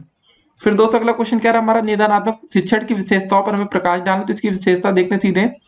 देखिए यह परीक्षण पाठ्यक्रम का भिन्न अंग है, यह परीक्षण विशिष्ट उद्देश्यों के अनुरूप होते हैं, यह परीक्षण मानकीकृत एवं अमानकीकृत दोनों प्रकार के होते हैं। चौथा दोस्तों बिंदु है कि ये परीक्षण बालक की योग्यता का मापन नहीं करते बल्कि विषय संबंधी कमजोरी का निदान करके उसके उपचार की व्यवस्था करते हैं। पांचवा दोस्तों रहा कि इन्हीं परीक्षाओं के उपयोग के लिए कोई समय सीमा निर्धारित नहीं होती है। ठीक है ना दोस्तों, 5 पॉइंट काफी होंगे। अब देखते हैं अगला क्वेश्चन। शिक्षण में निदानात्मक परीक्षण की उपयोगिता आपको दर्शाना है। तो दोस्तों चलिए देखते हैं। सबसे पहले आपको आता है योकम। ठीक है ना, योकम तथा सिम्पसन ने निदानात्मक परीक्षणों के उद्देश्य के विषय में लिखा है कि निदान परीक्षण का वह उपकरण है जो शिक्षा वैज्ञानिकों के द्वारा छात्रों की कठिनाई मालूम करने और यथासंभव उस कठिनाई के कारणों को व्यक्त करने के लिए रचा गया है। फिर दोस्तों देखिए योकम तथा सिम्पसन तथा रास के विचार पर ध्यान देने के पश्चात कहा जा सकता है कि शिक्षण में निदानात्मक परीक्षण की उपयोगिता निम्नवत है। तो चलिए दोस्तों इसकी उपयोगिता देखते हैं हम कि अध्यापक को अपनी अध्यापन प्रक्रिया में समुचित सुधार हेतु परामर्श प्रदान करता है। दूसरा पॉइंट कि छात्र के विषय संबंधी कमियों तथा कठिनाइयों की जानकारी प्राप्त करना और उनमें अच्छी आदतों का विकास करना है। तीसरा पॉइंट है दोस्तों शिक्षण अधिगम की परिस्थितियों को प्रभावशाली बनाना। चौथा पॉइंट है विषय ठीक ना विभिन्न विषय संबंधी विशिष्टताओं एवं कमियों के आधार पर पाठ्य पुस्तकों अथवा पाठ्यक्रम में परिवर्तन लाना तथा उन्हें छात्रों की दृष्टि से अधिक उपयोगी बनाना। ठीक है दोस्तों, इसके बाद आप ऐसे लिख सकते हैं। देखिए 2 नंबर के क्वेश्चन ना करें तो आप उतना ही लिखे दोस्तों जिसमें आपको 2 नंबर मिल जाए। अगला क्वेश्चन क्या रहा हमारे, वे कौन से छात्र हैं जिन्हें निदान की आवश्यकता पड़ती है। तो इसका उत्तर देखते हैं। सर्वप्रथम उन छात्रों की खोज की जाती है जो विद्यालय में समायोजन कर पाने में कठिनाई का अनुभव कर पाते हैं, जो किसी एक से अधिक विषयों में कमजोर होते हैं तथा स्कूल के अन्य क्रियाओं में समायोजन नहीं कर पाते हैं। ठीक है, ऐसे बालक का पता लगाने के लिए निम्न विधियों का प्रयोग किया जाता है। पहला दोस्त हो जाता है आपका जैसे प्रत्येक छात्र को अपनी कमजोरी तथा उसके कारण भी ज्ञात होते हैं, अतः ऐसे छात्रों को जिन्हें निदान की आवश्यकता होती है ठीक ना वो स्वयं ही अध्यापक के पास आ जाना चाहिए। दूसरा बिंदु दोस्तों जिन छात्रों की उपलब्धि संतोषजनक हो उन्हें उपलब्धि परीक्षण तथा बुद्धि परीक्षण द्वारा छांट लिया जाए। तीसरा पॉइंट दोस्तों जिन बालकों को निदान की आवश्यकता है उनका चयन अध्यापक वर्ग अनुभव के आधार पर भी कर सकते हैं। चौथा पॉइंट है विद्यालय में हुई परीक्षाओं के परीक्षा फल के आधार पर भी ऐसे छात्रों का चयन किया जा सकता है। फिर दोस्तों पांचवा बिंदु हमारा क्या रहा, कुछ ऐसे भी छात्र होते हैं जिनकी बुद्धि लब्धि या दोस्तों आईक्यू काफी ऊंची होने पर भी निष्पादन काफी निम्न स्तर का होता है। तो दोस्तों अगला क्वेश्चन क्या रहा आपका कि निदानात्मक परीक्षण एवं उपलब्धि परीक्षण में हमें अंतर बताना है। चलिए सीधे अंतर को हम देखते हैं। देखिए आपका उपलब्धि परीक्षण का क्षेत्र काफी विस्तृत होता है, निदानात्मक परीक्षण का क्षेत्र दोस्तों आपका सीमित होता है। उपलब्धि परीक्षण द्वारा किसी विषय या कई विषयों में छात्र की सामान्य योग्यता का ज्ञान प्राप्त होता है। निदानात्मक परीक्षण के द्वारा उन कारणों का पता लगाया जाता है जिनके कारण छात्र को कक्षा में किसी विषय सामग्री को सीखने में कठिनाई हो रही है। देखिए फिर उपलब्धि परीक्षण के ज्ञान के साथ साथ कौशल के अर्जन की मात्रा का भी मापन होता है। निदानात्मक परीक्षण ज्ञान की अपेक्षा कौशल के अर्जन व विकास की दिशा की विशिष्ट रूप में परख करता है। चौथा बिंदु दोस्तों उपलब्धि परीक्षण छात्र की सामान्य उपलब्धि का परिचायक है। निदानात्मक परीक्षण जो परीक्षण होता है दोस्तों बाल केंद्रित मौलिक कौशल का परीक्षण है। तो दोस्तों अगला क्वेश्चन क्या रहा आपका कि वे कौन से कारक है जिनसे निदानात्मक समस्याएं उत्पन्न होती है, वर्णन करना है। तो चलिए दोस्तों इसके हम कारक देखते हैं। तो सबसे पहले दोस्तों रहा आपका शारीरिक कारण या फिजिकल काजेस। तो दोस्तों इसमें देखिए क्या क्या हो सकता है, आपका दृष्टि दोष हो सकता है जिसमें हम कम देखते हैं, या दोस्तों दृष्टि से संबंधित कोई दोष हो सकता है। फिर श्रवण दोष मतलब कम सुनना या बहरापन, बोलने में कठिनाई मतलब हकलाना या तुतलाना, स्नायु दोष मतलब हाथों का हिलना या पोलियो का प्रभाव आदि। फिर दोस्तों दूसरा आता है आपका बौद्धिक एवं मनोवैज्ञानिक कारण हो सकता है, जिसमें आपका हो सकता है बुद्धि का सामान्य से कम होना, स्मृति का कमजोर होना, संकोचशीलता, रुचि का अभाव, शब्द भंडार या सामान्य ज्ञान में कमी, बात करने में हीनता का अनुभव करना, मन और मस्तिष्क पर नियंत्रण की कमी। तीसरा दोस्तों आता है आपका व्यक्तिगत तथा सामाजिक कारण, जैसे दोस्तों घर परिवार अथवा विद्यालय के अन्य साथियों के साथ उचित समायोजन का अभाव हो, विद्यालय में मन ना लगना। और उसके बाद दोस्तों आता है चौथे नंबर पर, क्योंकि दोस्तों ये सब क्वेश्चन आपके 2 नंबर के आते हैं, ठीक है, आपको वैसे ही आंसर करना रहेगा। फिर आपकी बारी आती है वातावरणीय तथा अनुदेशनात्मक कारण। तो दोस्तों जैसे तुझे पास पड़ोस का ठीक ना होना, अच्छी संगति का ना मिल पाना, दूसरा दोस्तों विद्यालय का वातावरण ठीक ना होना। फिर हमारा अगला प्रश्न क्या रहा, क्रियात्मक शोध का अर्थ स्पष्ट करते हुए उसका महत्व में बताना है। तो क्रियात्मक शोध का अर्थ देखिए, क्रियात्मक अनुसंधान का तत्कालिक उपयोग किया जाता है, इसके द्वारा सिद्धांत का विकास नहीं किया जाता, न ही इसका सामान्य उपयोग किया जाता है। इसमें यहाँ और भी समस्या जो स्थानीय प्रकार की हैं उस पर बल दिया जाता है। इसके परिणामों का मूल्यांकन स्थानीय अनुप्रयोग के रूप में किया जाता है, न कि सार्वभौमिक वैधता के रूप में। तो दोस्तों ऐसा जॉन डब्ल्यू बेस्ट ने कहा था। ठीक है दोस्तों, इसमें फिर हम देखते हैं शिक्षा में क्रियात्मक अनुसंधान का महत्व देख लेते हैं सीधे सीधे। तो कुछ हेडिंग से इसको आप ध्यान में रखेंगे, फिर आप बना के लिख सकते हैं। जैसे कि विद्यालय की कार्य प्रणाली में वांछित सुधार करना।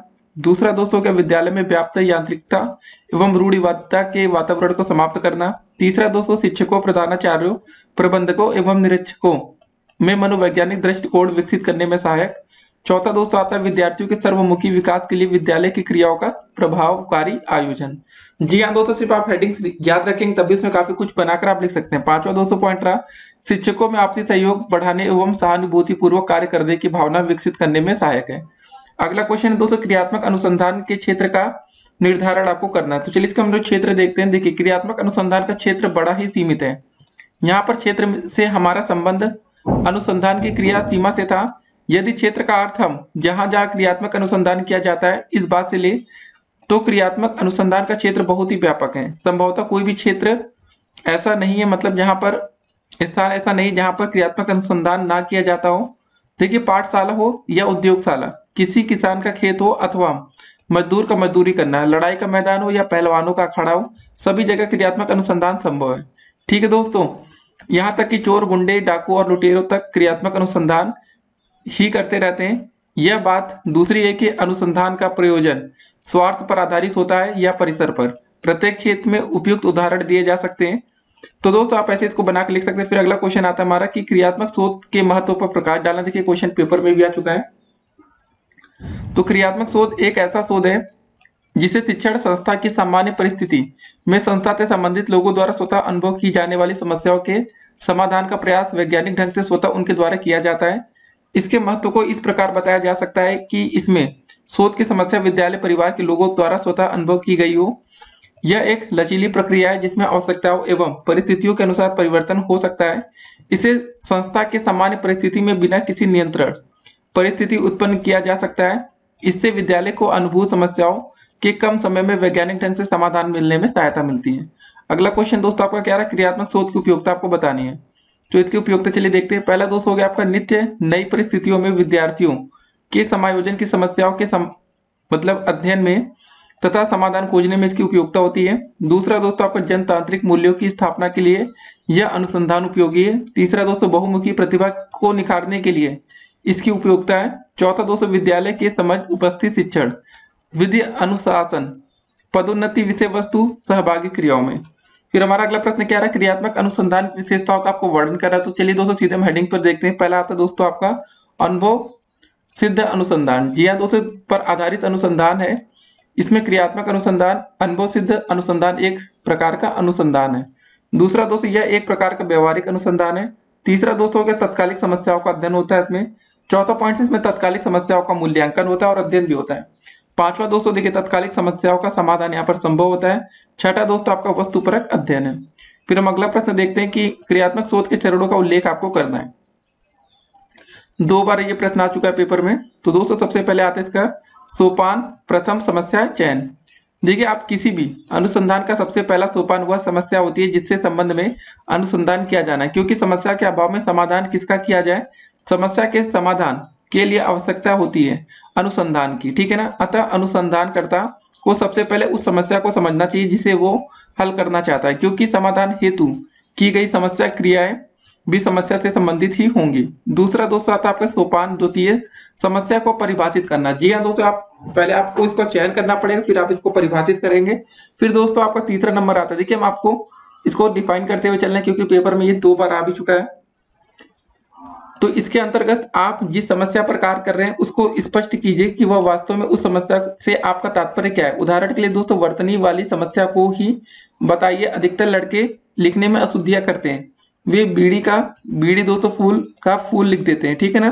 फिर अगला क्वेश्चन दोस्तों सोपान या तृतीय समस्या सीमांकन। इसके अंतर्गत समस्या के उस क्षेत्र को बताइए जहां पर आप कार्य करेंगे। उदाहरण के लिए दोस्तों वर्तनी संबंधी अशुद्धियों तो प्रत्येक पाठशाला के छात्र कर सकते हैं, परंतु आप सभी पाठशालाओं के सभी छात्रों की अशुद्धियों का संशोधन कर सकें, यह कम ही संभव है। चौथा दोस्तों आता है आपका सोपान या चतुर्थ समस्या के संभावित कारणों का पता लगाना तथा कारणों का विश्लेषण करना। जी हाँ दोस्तों, आप हेडिंग याद रखेंगे, डेफिनेटली लिख लेंगे। पांचवा दोस्तों आता है आपका सोपान में क्रियात्मक परिकल्पना का निर्माण करना होता है। फिर दोस्तों छठे नंबर पर आप करेंगे, ठीक है ना, अविकल्प निर्माण एवं उपकरणों का विकास। जी हाँ दोस्तों, अगर आप हेडिंग्स याद रखेंगे तो डेफिनेटली पेपर में आप लिख सकते हैं। सातवां दोस्तों सोपान आता है आपका विश्लेषण करना है, जिसको एनालाइज करते हैं, ठीक है ना, एनालिसिस हो गया। आठवां दोस्तों आ गया आपका निष्कर्ष, कंक्लूजन क्या निकलता है उसको, ठीक है। फिर अगला क्वेश्चन दोस्तों आता है हमारा कि क्रियात्मक शोध के प्रथम चरण को आप स्पष्ट करिए। तो अब इसको जरा देखते हैं इसके आंसर को। प्रथम चरण, देखिए समस्या की पहचान व विशिष्ट समस्या का निर्धारण। क्रियात्मक शोध के लिए आवश्यक है कि शोधकर्ता अध्ययन की समस्या की पहचान करे। यह समस्या उसके कार्य क्षेत्र से संबंधित होगी, समस्या का उससे स्वतः ही अनुभव होना चाहिए। इसी आधार पर अध्ययन की विशिष्ट समस्या का निर्धारण किए जाने से शोधकर्ता को योजनाबद्ध कार्य करने की योजना बनाने में सुविधा होगी। इस प्रकार विशिष्ट समस्या का निर्धारण समस्या की पहचान से पूर्ण रूपेण संबंध रखता है। फिर अगला प्रश्न हमारा क्या रहा कि क्रियात्मक शोध के अंतिम चरण का हमें वर्णन करना है। देखिए, क्रियात्मक शोध का जो अंतिम चरण आपका होता है ना, अनुवर्ती मतलब कार्यक्रम है, ठीक है ना। शोधकर्ता ने जब अपने शोध के आधार पर निष्कर्ष प्राप्त कर लिया तो उसे संबंधित अनुवर्ती कार्यक्रम पर ध्यान देना चाहिए, अन्यथा अनुभूत समस्या या जिसका अध्ययन किया गया है विकराल रूप धारण कर सकती है। इस संबंध में विद्यालय के प्रशासन, सहयोगी शिक्षकों आदि से परामर्श लेते हुए कार्य की योजना तैयार कर कार्यान्वित करना चाहिए। यह कहना उचित होगा कि बिना समुचित अनुवर्ती कार्यक्रम के क्रियात्मक शोध अर्थहीन हो जाएगा। अगला प्रश्न क्या रहा दोस्तों, क्रियात्मक शोध की आवश्यकता क्या है। ठीक है, इसकी आवश्यकता देखते हैं। जैसा कि कई स्थानों पर व्यक्त किया गया, आवश्यकता, महत्व, उद्देश्य आदि शब्द भाषाई अंतर से सभी समान और मिलते जुलते हैं। इस दृष्टि से क्रियात्मक अनुसंधान की आवश्यकता हमें इसलिए, अब इसको जरा ध्यान से देखिए, कम से कम मतलब कम समय में अपनी सभी समस्याओं का सरल और सही समाधान हो सकेंगे। प्रत्येक कार्यकर्ता अपने क्षेत्र में इसका प्रयोग कर सकें। तीसरा दोस्तों, सभी लोग अपनी अपनी समस्याओं का समाधान स्वतः ही खोज सकें। देखिए, शिक्षा के क्षेत्र में क्रियात्मक अनुसंधान की आवश्यकता इसलिए है कि पहला पॉइंट, शिक्षा के क्षेत्र में कार्य करने वाला प्रत्येक शिक्षक एवं अधिकारी अपनी समस्याओं का सरल और सही समाधान खोज सके। दूसरा दोस्तों, पाठ्यक्रम को छात्रों की आवश्यकताओं एवं परिस्थितियों के अनुरूप बदला जा सकता है।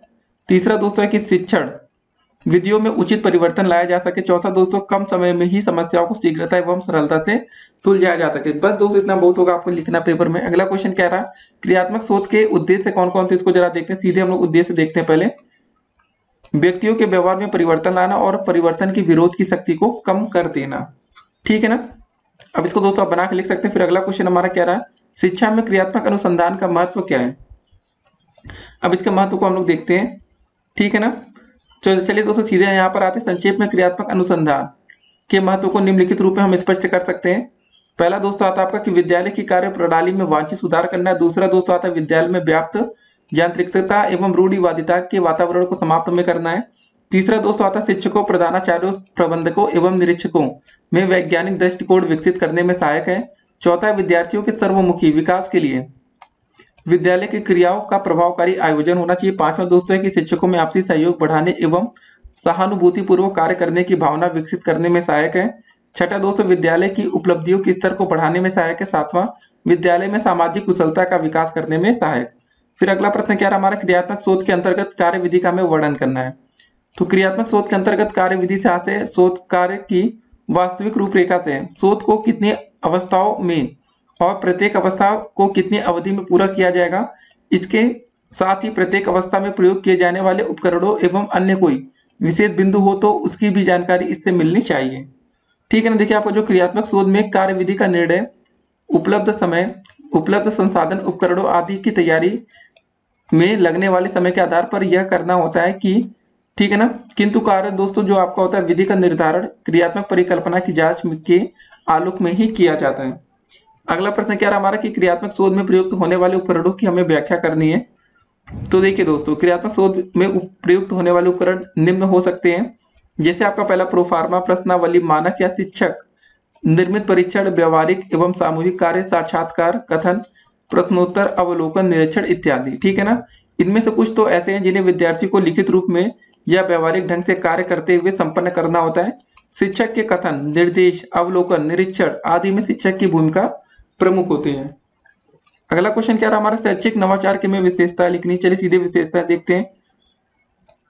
पहला क्या है, नवाचार का संबंध नवीन तकनीकी एवं नवीन ज्ञान से होता है जिसका प्रयोग शिक्षक द्वारा शिक्षण प्रक्रिया में किया जाता है। दूसरा दोस्तों, शैक्षिक नवाचारों में क्रियाशीलता एवं प्रायोगिकता की प्रवृत्ति विद्यमान होती है। तीसरा दोस्तों पॉइंट है कि शैक्षिक नवाचार का संबंध प्रमुख रूप से शिक्षण अधिगम प्रक्रिया को प्रभावी एवं रुचिपूर्ण बनाने में होता है। चौथा दोस्तों पॉइंट, नवाचार के द्वारा वर्तमान परिस्थितियों में सुधार लाने का प्रयत्न किया जाता है। पांचवा पॉइंट है, शैक्षिक नवाचारों द्वारा नवीन शैक्षिक तकनीकी को विद्यालयों तक पहुंचाया जाता है। फिर अगला क्वेश्चन देखते हैं हम लोग, कुछ चीजें दोस्तों और देख लेते हैं कि नवाचार वह विचार है जिसके मानने या स्वीकार करने वाला उसे नवीन विचार के रूप में देखता है और अनुभव करता है।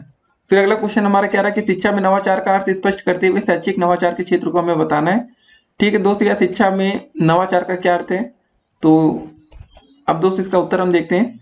नवाचार आपका वह परिवर्तन है जो पूर्व स्थित विधियों और पदार्थों आदि में नवीनता का संचार करे। अब इसकी परिभाषाएं देखते हैं। ठीक है ना, सीधे दोस्तों हम परिभाषा में आते हैं। पहले आता आपका E.M. रोजर्स के शब्दों में, नवाचार वह विचार है जिसकी प्रतीति व्यक्ति नवीन विचारों के रूप में करे। दूसरा दोस्तों आपका आता है H.G. वार्नेट के शब्दों में, नवाचार एक विचार है, व्यवहार है अथवा पदार्थ है जो नवीन है और वर्तमान स्वरूप से गुणात्मक दृष्टि से आपका भिन्न है। अगला क्वेश्चन दोस्तों हमारा क्या रहा है आपका कि न्यायादर्श की विशेषताओं का हमें वर्णन करना है।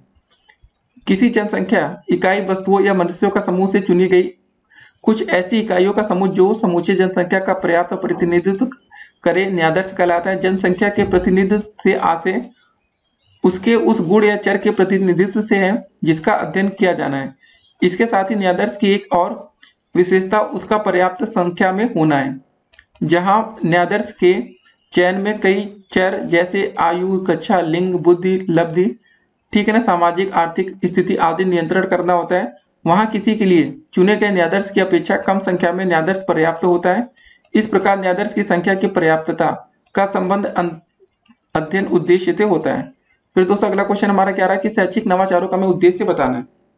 तो चलिए इसके उद्देश्य को सीधे देखते हैं। पहला पॉइंट क्या रहा आपका कि शिक्षा में शिक्षण नवाचारों का प्रयोग का मुख्य उद्देश्य शिक्षण व्यवस्था को विश्व स्तरीय प्रतिस्पर्धा में आगे पहुंचाना है, जिससे कि संसार में हमारी शिक्षा प्रणाली आदर्श रूप में जानी जाए। दूसरा दोस्तों शिक्षण में अधिगम प्रक्रिया को सरल एवं प्रभावी बनाना है।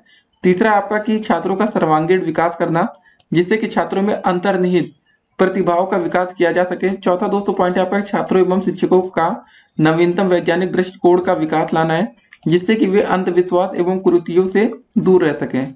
पांचवा कि शैक्षिक नवाचारों का प्रमुख उद्देश्य छात्रों द्वारा प्राप्त ज्ञान को मतलब स्थायी बनाना है, क्योंकि जब छात्र क्रियाशील होकर ज्ञान प्राप्त करेगा तो वह ज्ञान आपका स्थायी होगा। अगला क्वेश्चन क्या रहा आपका कि शिक्षा में नवाचार की आवश्यकता क्यों, इसको आपको समझाना है। ठीक है ना, तो शैक्षिक नवाचार एवं शिक्षा के नूतन आयामों की आवश्यकता देश में हो रहे राजनीतिक, आर्थिक, सामाजिक एवं सांस्कृतिक परिवर्तनों के कारण शिक्षा के क्षेत्र में परिवर्तन आवश्यक है। भारतीय परिप्रेक्ष्य एवं विश्व परिप्रेक्ष्य शिक्षा में नवाचार एवं नूतन आयामों की आवश्यकता को अग्रांकित बिंदुओं के अंतर्गत व्यक्त किया जा सकता है। तो चलिए दोस्तों इसके हेडिंग को खाली ध्यान रखिएगा, आप लोग याद करिएगा। कल्याणकारी राज्य की स्थापना के लिए क्योंकि दोस्तों आप इसको फिर बनाकर अच्छे से आप लिख सकते हैं। फिर तीव्र आर्थिक विकास हेतु, तीसरा पॉइंट है दोस्तों वैज्ञानिक एवं तकनीकी प्रगति के अनुरूप शिक्षा प्रणाली। चौथा दोस्तों आपका जनसंख्या की आवश्यकता पूर्ति। पांचवा दोस्तों बिंदु रहेगा कि मानव संसाधन का विकास करने हेतु। छठा आपका सामाजिक परिवर्तन के अनुसार शिक्षा। सातवां दोस्तों रोजगार के अवसरों में वृद्धि हेतु। आठवां आपका कि पर्यावरण प्रदूषण जनित समस्याओं के समाधान हेतु। नौवां दोस्तों आपका अन्य कारणों की आवश्यकता, जैसे दोस्तों क्या हो सकता है कि आर्थिक क्षेत्र में उदारीकरण एवं निजीकरण हो, स्वयंसेवी संगठनों जैसे एनजीओ की बढ़ती भूमिका दोस्तों, और वैश्वीकरण। ठीक है ना, इन कारकों के कारण शिक्षा में नवीन प्रवृत्तियों तथा नूतन आयामों को अंगीकार किया जाने की महत आवश्यकता है। फिर अगला क्वेश्चन क्या रहा हमारा कि शैक्षिक नवाचारों का महत्व हमें स्पष्ट यहाँ पर करना है। तो नवाचारों का महत्व देखते हैं, सीधे दोस्तों बिंदुओं पर आते हैं, पॉइंट्स पर। ठीक है ना, पहला आपका आता है कि मूल्य शिक्षा के क्षरण को रोकने में उपयोगी है। दूसरा सांप्रदायिक सद्भाव बढ़ाने में सहायक है। तीसरा दोस्तों परिवर्तन के अनुसार शिक्षा प्रणाली होगी। चौथा अनेक समस्याओं का समाधान संभव होगा। पांचवा शिक्षण अधिगम प्रक्रिया की प्रभावशीलता में सहायक होगा। छठा है दोस्तों ज्ञान की स्थायित्व में सहायक है। सातवां दोस्तों शैक्षिक उद्देश्यों की प्राप्ति में सहायक। आठवां शिक्षण अधिगम सामग्री के प्रयोग में सहायक। देखिए दोस्तों इतना बहुत रहेगा, 8 पॉइंट्स भी आप लिख के आएंगे पेपर में, डेफिनेटली पूरे नंबर मिलेंगे। अगला प्रश्न क्या रहा हमारा कि नवाचार की शिक्षा के क्षेत्र में आवश्यकता एवं महत्व में बताना। नवाचार की शिक्षा के क्षेत्र में भाई क्या आवश्यकता है और हमें इसका क्या महत्व है। ठीक है, इसको देखते हैं। शिक्षा के क्षेत्र में आज नवाचार की अत्यधिक आवश्यकता स्वीकार की जाती है। आज पाठ्यक्रमीय सह पाठ्यक्रमीय विद्यालय, ठीक है ना, पर्यावरण एवं प्रबंध आदि क्रियाओं में परिवर्तन वांछित है। इससे संबंधित कार्यों को बदलती परिस्थितियों के अनुसार बदलने की आवश्यकता है। प्रत्येक बदलाव के लिए संसाधन सीमित होते हैं, अतः कार्यों को नवीन ढंग से करना लाभप्रद रहता है। इसलिए नवाचार का विशेष महत्व हो जाता है। इसमें शिक्षक, छात्र, विद्यालय के प्रशासक आदि के सहयोग से शिक्षण एवं शिक्षा से संबंधित क्रियाओं को नए ढंग से करने की योजना बनाकर उनको कार्यान्वित किया जा सकता है। इससे विद्यार्थियों का सर्वांगीण विकास संभव और संस्था से संबंधित तमाम समस्याओं का भी समाधान हो सकेगा। अगला क्वेश्चन क्या रहा, नवाचार के विभिन्न क्षेत्रों का हमें वर्णन करना है। तो शिक्षा में नवाचार के प्रमुख क्षेत्र निम्न हो सकते हैं। शिक्षण अधिगम में सुधार हेतु दल शिक्षण आदि तकनीकों के प्रयोग के साथ ही स्थानीय समाधानों, अवकाश प्राप्त शिक्षक, विशेषज्ञ, विद्वान, सूचनाएं, ऐतिहासिक स्थल आदि का उपयोग और उनकी उपयोगिता का मूल्यांकन कक्षा में कक्षित शिक्षण, पाठ्य सहभागी सहगामी क्रियाएं, प्रार्थना सभा, विद्यालय का प्रबंधन, समुदाय से अच्छे संबंधों की स्थापना, विद्यालयों में मानवीय संबंध को महत्व इत्यादि। ठीक है ना। फिर अगला क्वेश्चन क्या रहा हमारा कि शैक्षिक नवाचार के क्षेत्र हमें स्पष्ट करना है। तो दोस्त इसका आंसर कैसे करेंगे, देखिए शैक्षिक नवाचार के अंतर्गत विभिन्न व्यवहारिक गतिविधियों द्वारा गणित की शिक्षा, भाषा की शिक्षा, पर्यावरणीय शिक्षा, विज्ञान सामाजिक अध्ययन की शिक्षा, जनसंख्या शिक्षा, शैक्षिक दृष्टि से पिछड़े और विकलांग बच्चों की शिक्षा, लैंगिक समानता, अपवंचित वर्ग को शिक्षा नए तरीके से देना शैक्षिक नवाचार के अंतर्गत आता है। इन बिंदुओं को प्रारंभिक कक्षाओं से ही पाठ्यक्रम में जोड़ना चाहिए। पर्यावरण शिक्षा, जनसंख्या शिक्षा, लिंग भेद का निवारण, संवेदीकरण, सामाजिक समानता के अवरोधों की समाप्ति आदि 21वीं शताब्दी की चुनौती का सामना करने के लिए आवश्यक है। इन समस्याओं के प्रति छात्र छात्राओं को प्रारंभिक कक्षाओं से ही संवेदनशील बनाना अपेक्षित है, जिसके लिए संकल्पना की पद्धति को अपनाना है। ठीक ना दोस्तों, इतना लिख देंगे, बहुत है आपके लिए। फिर अगला क्वेश्चन हमारा क्या रहा कि शैक्षिक नवाचार एवं शिक्षण अधिगम में संबंध आपको बताना है। ठीक है, शिक्षण अधिगम, शिक्षण कार्य किसी भी देश के विकास तथा उन्नति के लिए तकनीकी आधार है। शिक्षण के माध्यम से छात्रों में अपेक्षित व्यवहारगत परिवर्तन करने के लिए पृष्ठपोषण के संप्रत्यय का ज्ञान प्राप्त कर विविध युक्तियों तथा विधियों का उपयोग किया जाता है। अध्यापक शिक्षा में अंतःक्रिया विश्लेषण एक मुख्य तत्व है। वस्तुतः अध्यापन कार्य में अंतः प्रक्रिया तथा उसका विश्लेषण अध्ययन के साथ साथ चलता है। इसमें शिक्षण का आधार उद्देश्य, स्तर, क्रियाएं, शिक्षण एवं शासन व्यवस्था तथा शिक्षण के स्वरूप के अनुसार होता है। ठीक ना। देखिए शिक्षण अधिगम प्रक्रिया में शिक्षकों के अंदर बालकों के प्रति बालक का अभिप्राय बालक एवं बालिका दोनों से है। एक पुरानी धारणा थी, बालक एक खाली घड़ा है, कोरी स्लेट है, बालक एक कच्ची मिट्टी का घड़ा है आदि। इसका अभिप्राय यह था कि बालक जब बालक विद्यालय में प्रथम बार नामांकन या पढ़ने हेतु आता है तब वह कुछ नहीं जानता, अर्थात खाली घड़ा होता है। शिक्षक को उस खाली घड़े में ज्ञान भरना होता है। लेकिन अब यह अवधारणा खंडित हो गई है। विद्यालय में प्रथम बार नामांकन हेतु आया बालक खाली जो आपका खाली घड़ा है, कोरी स्लेट नहीं है, वो अपने घर से बहुत कुछ सीख कर आता है। तथा बहुत कुछ जानता भी है। इसके लिए अध्यापक से मतलब अब बच्चे के साथ खाली घड़ा जैसे व्यवहार करने की अपेक्षा नहीं की जा सकती है, बल्कि उसे नए प्रकार से बालकों के प्रति सोचना होगा और तदनुसार शिक्षण प्रक्रिया को अपनाना होगा। यह बालकों के प्रति नवाचार सोच होगी जिसे शिक्षा में लागू किया जा रहा है। ठीक है ना दोस्तों, ये सब आप लिख सकते हैं बनाकर। तो उसके बाद दोस्तों आप कैसे लिखेंगे, देखिए आपका परंपरागत पाठ्यक्रम में जो विषय या अवधारणा विद्यालय पाठ्यक्रम में रखने से वर्जित रहा और उसे परहेज किया जाता रहा, जैसे जनसंख्या शिक्षा, यौन शिक्षा हो गए दोस्तों, इन अवधारणाओं को अब पाठ्यक्रम में सम्मिलित किया जाता है, जिसके लिए राष्ट्रीय पाठ्यचर्या में व्यापक चर्चा की गई है तथा अनेक गैर परंपरागत विषय पाठ्यक्रम में सम्मिलित किए जा रहे हैं। शिक्षा का संचालन शिक्षा विधाओं पर आधारित होता है। परंपरागत शिक्षण विधाओं में प्रवचन, लेक्चर आदि आते हैं, जिसमें अध्यापक व पाठ्यक्रम मुख्य रहता है। देखिए दोस्तों, आपका छात्र गौड़ हो जाता है, लेकिन अब पुरानी शिक्षण विधाओं के स्थान पर खेल पद्धति गतिविधि करके सीखे, भ्रमण व प्रयोग पद्धतियों का नवाचारी प्रयोग किया जा रहा है, जिससे छात्र अधिक सीखता है। अब शिक्षक की भूमिका ज्ञानी विद्वान अभिभावक की न रहकर शिक्षक अब छात्रों का अनुभवी एवं वरिष्ठ मित्र है, सलाहकार व सुविधादाता की भूमिका अदा करता है। अब विद्यालय में दंड तथा अनुशासन के नाम पर स्थापित भय का वातावरण समाप्त हो चुका है। अब छात्र की क्षमता एवं आवश्यकता के अनुसार शिक्षण विधियों का अपनाकर नवाचारी प्रयोग किए जा रहे हैं। बहुश्रेणी व बहुकक्षा शिक्षण में इसे सम्मिलित है। ठीक है ना, तो दोस्तों ये वीडियो हमारी यहीं पर समाप्त होती है। इसके बाद दोस्तों अगर अभी तक आपने पहले तो हमारे चैनल पर अगर अभी तक दोस्तों आप लोग नए हो तो पहले चैनल को सब्सक्राइब कर लीजिएगा, जिससे आने वाली वीडियो की हर एक नोटिफिकेशन आपको सबसे पहले मिले, और इस वीडियो को अधिक से अधिक अपने दोस्तों के साथ व्हाट्सएप ग्रुप में शेयर भी कर दीजिए। देखिए दोस्तों, अगर अभी तक आपने हमारी वीडियो सीरीज की पार्ट 1 और पार्ट 2 ना देखी, जी हाँ दोस्तों ये तो पार्ट 3 था, तो पार्ट 1 और पार्ट 2 जरूर देख लीजिए। पार्ट 1 में आपके सारे बहुविकल्पीय क्वेश्चन है, पार्ट 2 में आपके अति लघु उत्तरीय प्रश्न है। देखिए दोस्तों, जितनी बार इसको आप वीडियो को 2-3 बार देख लेंगे तो आपका एक रिवीजन अच्छा हो जाएगा, ताकि आप पेपर में देखिए ऐसे प्रश्नों को आप बनाकर लिख सकते हैं। देखिए ज्यादा लिखने की जरूरत नहीं होती, समय आपको 2 घंटे का ही मिलता है, तो आप समय को दोस्तों टाइम को मैनेज करके चलेगा, नहीं तो आपका समय भी छूट जाएगा। तो हर क्वेश्चन को दोस्तों हिसाब से लिखेंगे तभी दोस्तों आप पूरा पेपर कर पाएंगे। फिर मिलते हैं अगली वीडियो में, तब तक के लिए स्टे कनेक्टेड।